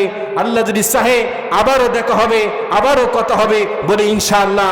আমার জন্য দোয়া করুন, আমার জন্য দোয়া করুন, সকলের জন্য প্রাণ খোলা দোয়া রেখে, প্রাণ খোলা দোয়া রেখে আমি আমার অগুছানো বক্তব্য সময় স্বল্পতার কারণে এখানে এটি করলাম। যদি কোনো কথা বাইসেস ভুল ত্রুটি হয়ে যায়, যদি কেউ কষ্ট পেয়ে থাকেন দয়া করে আমাকে মাফ করবেন। সত্যি বলতে আপনাদের এখানে এসেছি, আমি একটু আগে এসেছি, এখানে সকাল 11টার দিকে আপনাদের এলাকায় এসেছি। আলহামদুলিল্লাহ, যে বাড়িতে ছিলাম আলহামদুলিল্লাহ আমার ওই চাচি আম্মা কত সুন্দর আপ্যায়ন করেছে। তারা শুধু তাই নয়, আপনাদের এলাকার প্রতিটা মানুষ আমি দেখেছি অনেক সুন্দর। তারা আমার সহ এই যে আমার দাদা ভাই আপনাদের সর্দার, আলহামদুলিল্লাহ কত সম্মান আল্লাহ তাকে দিয়েছে। সবাই সবাইকে সম্মান দিয়ে চলে, এটা অন্য গ্রামে পাওয়া খুবই দুষ্কর। সত্যি কথা বলতেছি, এটা আমি একেবারে সত্যি কথা বলতেছি। একে অপরকে সম্মান অন্য এলাকায় খুবই কম দেয়, কিন্তু এই জায়গায় এসে আমি এটা খুব ভালো করে বুঝে গেছি। আসলে আপনাদের এলাকা আমার খুবই ভালো লেগেছে। আবারও আসার জন্য আপনারা সুযোগ করে দেবেন ইনশাআল্লাহ। আবারও আমি আসতে চাই, একবার সেখানে আমার মন ঠান্ডা হয় নাই, আমি আবারও আসতে চাই। আল্লাহ যেন আমাকে আসার আবারও তৌফিক দান করেন আল্লাহুম্মা আমিন। আমার কার্ড আছে, মাহফিল শেষে আপনারা নিতে পারেন। যাই হোক, আমি আর বক্তৃতা লম্বা করছি না, মুনাজাত করি নাকি আমার আজিজুল ভাই। তার রব্বানা যালামনা আনফুসানা وإن لم تغفر لنا وترحمنا لنكونن من الخاسرين ربنا ظلمنا أنفسنا وإن لم تغفر لنا وترحمنا لنكونن من الخاسرين رب العالمين الله কালিফনগর কেন্দ্রীয় গোরস্থানের উন্নতি কল্পে 2 দিন ব্যাপী তাফসীর মাহফিলের প্রথম দিনে আল্লাহ তাআলা সেই সন্ধ্যা থেকে শুরু করে নিয়া এই পর্যন্ত তোমার এক একজন বান্দা এক একভাবে কোরআন থেকে কথা বলেছে, হাদিস থেকে আলোচনা করেছে। আল্লাহ তাআলা কোরআন হাদিসের আলোচনা সহ সুবহানাল্লাহ আলহামদুলিল্লাহ সহ যত ইবাদত বন্দেগী যা কিছু আদায় করা হয়েছে, আল্লাহ তাআলা আমি গুনাহগার, দীর্ঘক্ষণ ধরে কোরআনের কথা বললাম, এর মধ্যে আল্লাহ যদি কোনো ভুল হয়, আল্লাহ আমি তো মানুষ, আল্লাহ ভুলগুলোকে বান্দা মনে করে মাফ করে দিয়ে সবকিছু তোমার দরবারে কবুল আর মঞ্জুর করে নাও রব্বুল আলামিন। আল্লাহ তাআলা ইয়ার দুরুদ আর সালাম টুকু সোনার মদিনায় নবী পাকের রওজা মুবারকে পৌঁছাই দিয়ে দাও। হায় আল্লাহ তাআলা, খাস করে আমরা যারা হাত তুলেছি আমাদের মধ্যে অনেকের আব্বা নাই, অনেকের জনম দুঃখী মা নাই। আল্লাহ আজকের এই কালীনগর গোরস্থানে জানি না কার আব্বা ঘুমায় গেছে, কার মা ঘুমায় গেছে। আল্লাহ, প্রতি নামাজে তোমার দরবারে দুটি করে হাত বাড়িয়ে দিই যখন, আল্লাহ মনে পড়ে যায় আমাদের আব্বার কথা, মনে পড়ে যায় মা জননীর কথা। হায় আল্লাহ, সন্তান যদি বিদেশের মাটিতে থাকে, বর্তমান সময় ইন্টারনেট, টুইটারের, মেসেঞ্জারের মাধ্যমে যোগাযোগ করা যায়, কিন্তু বাড়ির পাশে আম বাগানে, বাঁশ বাগানে আব্বা আম্মা ঘুমায় গেছে, সেই যে চলে গেল আর কখনো শুনতে পারেনি আব্বা কেমন আছো, মা জননী কেমন আছো। ও দয়ার মালিক আল্লাহ, ওই আব্বা আম্মার জন্য ফরিয়াদ জানাই। আব্বা আম্মা গহীন অন্ধকারময় কবরে, যদি কোন আযাবে গ্রেফতার হয়ে থাকে মেহেরবানি করে তুমি তাদেরকে মাফ করে দাও। আল্লাহ, যাদের আব্বা মা বেঁচে আছে তাদেরকে নেক হায়াত দান করে দাও। আল্লাহ, অসুস্থ থাকলে সুস্থতা দান করে দাও মেহেরবানি করে। আল্লাহ, আমরা গুনাহগার, গুনার বোঝা মাথায় লইয়া তোমার দরবারে দুটি করে হাত উত্তোলন করেছি। মেহেরবানি করে আল্লাহ, আমাদের গুনাহের দিকে না তাকিয়া বান্দা মনে করে আমাদেরকে মাফ করে দাও। হায় আল্লাহ, আমাদের মধ্যে যারা অসুস্থ আছে তাদেরকে সুস্থতা দান করে দাও, যারা ঋণ আছে ঋণ পরিশোধ করার তৌফিক দান করে দাও রব্বুল আলামিন। আজকের এই মাহফিলে যারা টাকা দিয়ে, আল্লাহ শ্রম দিয়ে, মেধা দিয়ে, শক্তি দিয়ে সাহায্য করে এখানে বাস্তবায়ন করেছে, আল্লাহ সকলের শ্রমকে তুমি কবুল করে নাও রব্বুল আলামিন।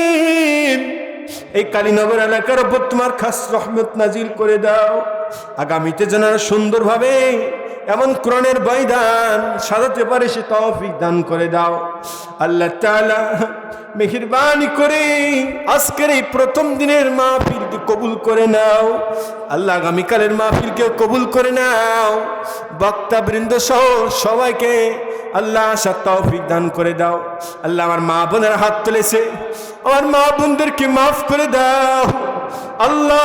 তাদের সংসারে শান্তি বর্ষণ করে দাও, সংসারের অশান্তি দূর করে দাও, স্বামী স্ত্রীর মিল মোহব্বত আর বৃদ্ধি করে দাও রব্বুল আলামিন। আল্লাহ, আমার যুবক যুবতী ভাইরা দোয়া চেয়েছে আল্লাহ, মেহেরবানি করে যারা বিয়ে করে নাই তাদেরকে সুন্দর সৎ নেককার সঙ্গী দিকে বিয়ে করার তৌফিক দান করে দাও আল্লাহ তাআলা। যে বোনেরা এখনো বিয়ে করে নাই তাদেরকে সৎ সুন্দর সঙ্গী দিকে বিয়ে করার তৌফিক দান করে দাও রব্বুল আলামিন। যুবক ভাইদেরকে দ্বীন ইসলামের জন্য কবুল করে নাও আল্লাহ। যারা বেকার আছে বেকারত্ব দূর করে চাকরির ব্যবস্থা করে দিয়ে দাও। খাস করে আল্লাহ আজকের মাহফিলকে আল্লাহ, মাহফিলের সভাপতি সাহেব আল্লাহ, আল্লাহ আলিমউদ্দিন সর্দার সাহেবকে কবুল করে নাও আল্লাহ। গোলাম মুর্শিদ ভুটু ভাইকে কবুল করে নাও আল্লাহ। তাদেরকে হায়াতে তৈবা দান করে দাও। মেহেরবানি করে মাহফিল ইন্তেজামে কমিটিকে কবুল করে নাও আল্লাহ। যার মাধ্যমে আসলাম প্রিয় আজিজুল ইসলাম ভাইকে কবুল করে নাও আল্লাহ তাআলা। তার ব্যবসা বাণিজ্য বরকত দান করে দাও আল্লাহ। মাই করেতে আসতেছিলাম, ভাইটি দোয়া চেয়েছিল আল্লাহ, তাকে তুমি হেফাজত করে নিয়ে নাও আল্লাহ। তার ব্যবসায় বরকত দান করে দিয়ে দাও মেহেরবানি করে আল্লাহ। এই গোরস্থানের জমিদাতা কাউসার আলী আল্লাহ, তোমার ডেকে সাড়া দিয়ে এই স্থানে ঘুমায় গেছে আল্লাহ রব্বুল আলামিন। তাকে তুমি মাফ করো আল্লাহ, তার দানকে কবুল করো আল্লাহ। তাকে তুমি জান্নাতের বাসিন্দা হিসেবে কবুল করে নিয়ে নাও আল্লাহ। এখানে আমার সামনে যে যেখান থেকে দান করেছে এক একজন এক এক নিয়াত নিয়ে দান করেছে, সকলের দানকে কবুল আর মঞ্জুর করে নিয়ে নাও মেহেরবানি করে। এতক্ষণ পর্যন্ত আমরা তোমার সামনে যে কথাগুলো বললাম আর যে কথাগুলো বলা হলো না সকল অজানা কথাগুলো বলা কথাগুলো কবুল আর মঞ্জুর করে নাও। জবান খুলে পড়ুন রব্বির হামহুমা কামা রব্বায়ানি সগীরা। আল্লাহুম্মা রব্বির হামহুমা কামা রব্বায়ানি সগীরা। খাস করে আল্লাহ অত্র মসজিদ ইমাম সাহেবকে কবুল করে নাও, আল্লাহ তার হায়াতে তৈবা দান করে দাও মেহেরবানি করে। আল্লাহ সর্বশেষ ফরিয়াদ জানাই এই চাপাই ভোলারহাটের কালীনগর বাসীদের সামনে আবারও দেখা করার সুযোগ তুমি করে দিও আল্লাহ। সুবহান রাব্বিকা রব্বিল ইজ্জাতি আম্মা ইয়াসিফুন, সালামুন আলাল মুরসালিন, ওয়ালহামদুলিল্লাহি রব্বিল আলামিন। লা ইলাহা ইল্লাল্লাহু মুহাম্মাদুর রাসূলুল্লাহ।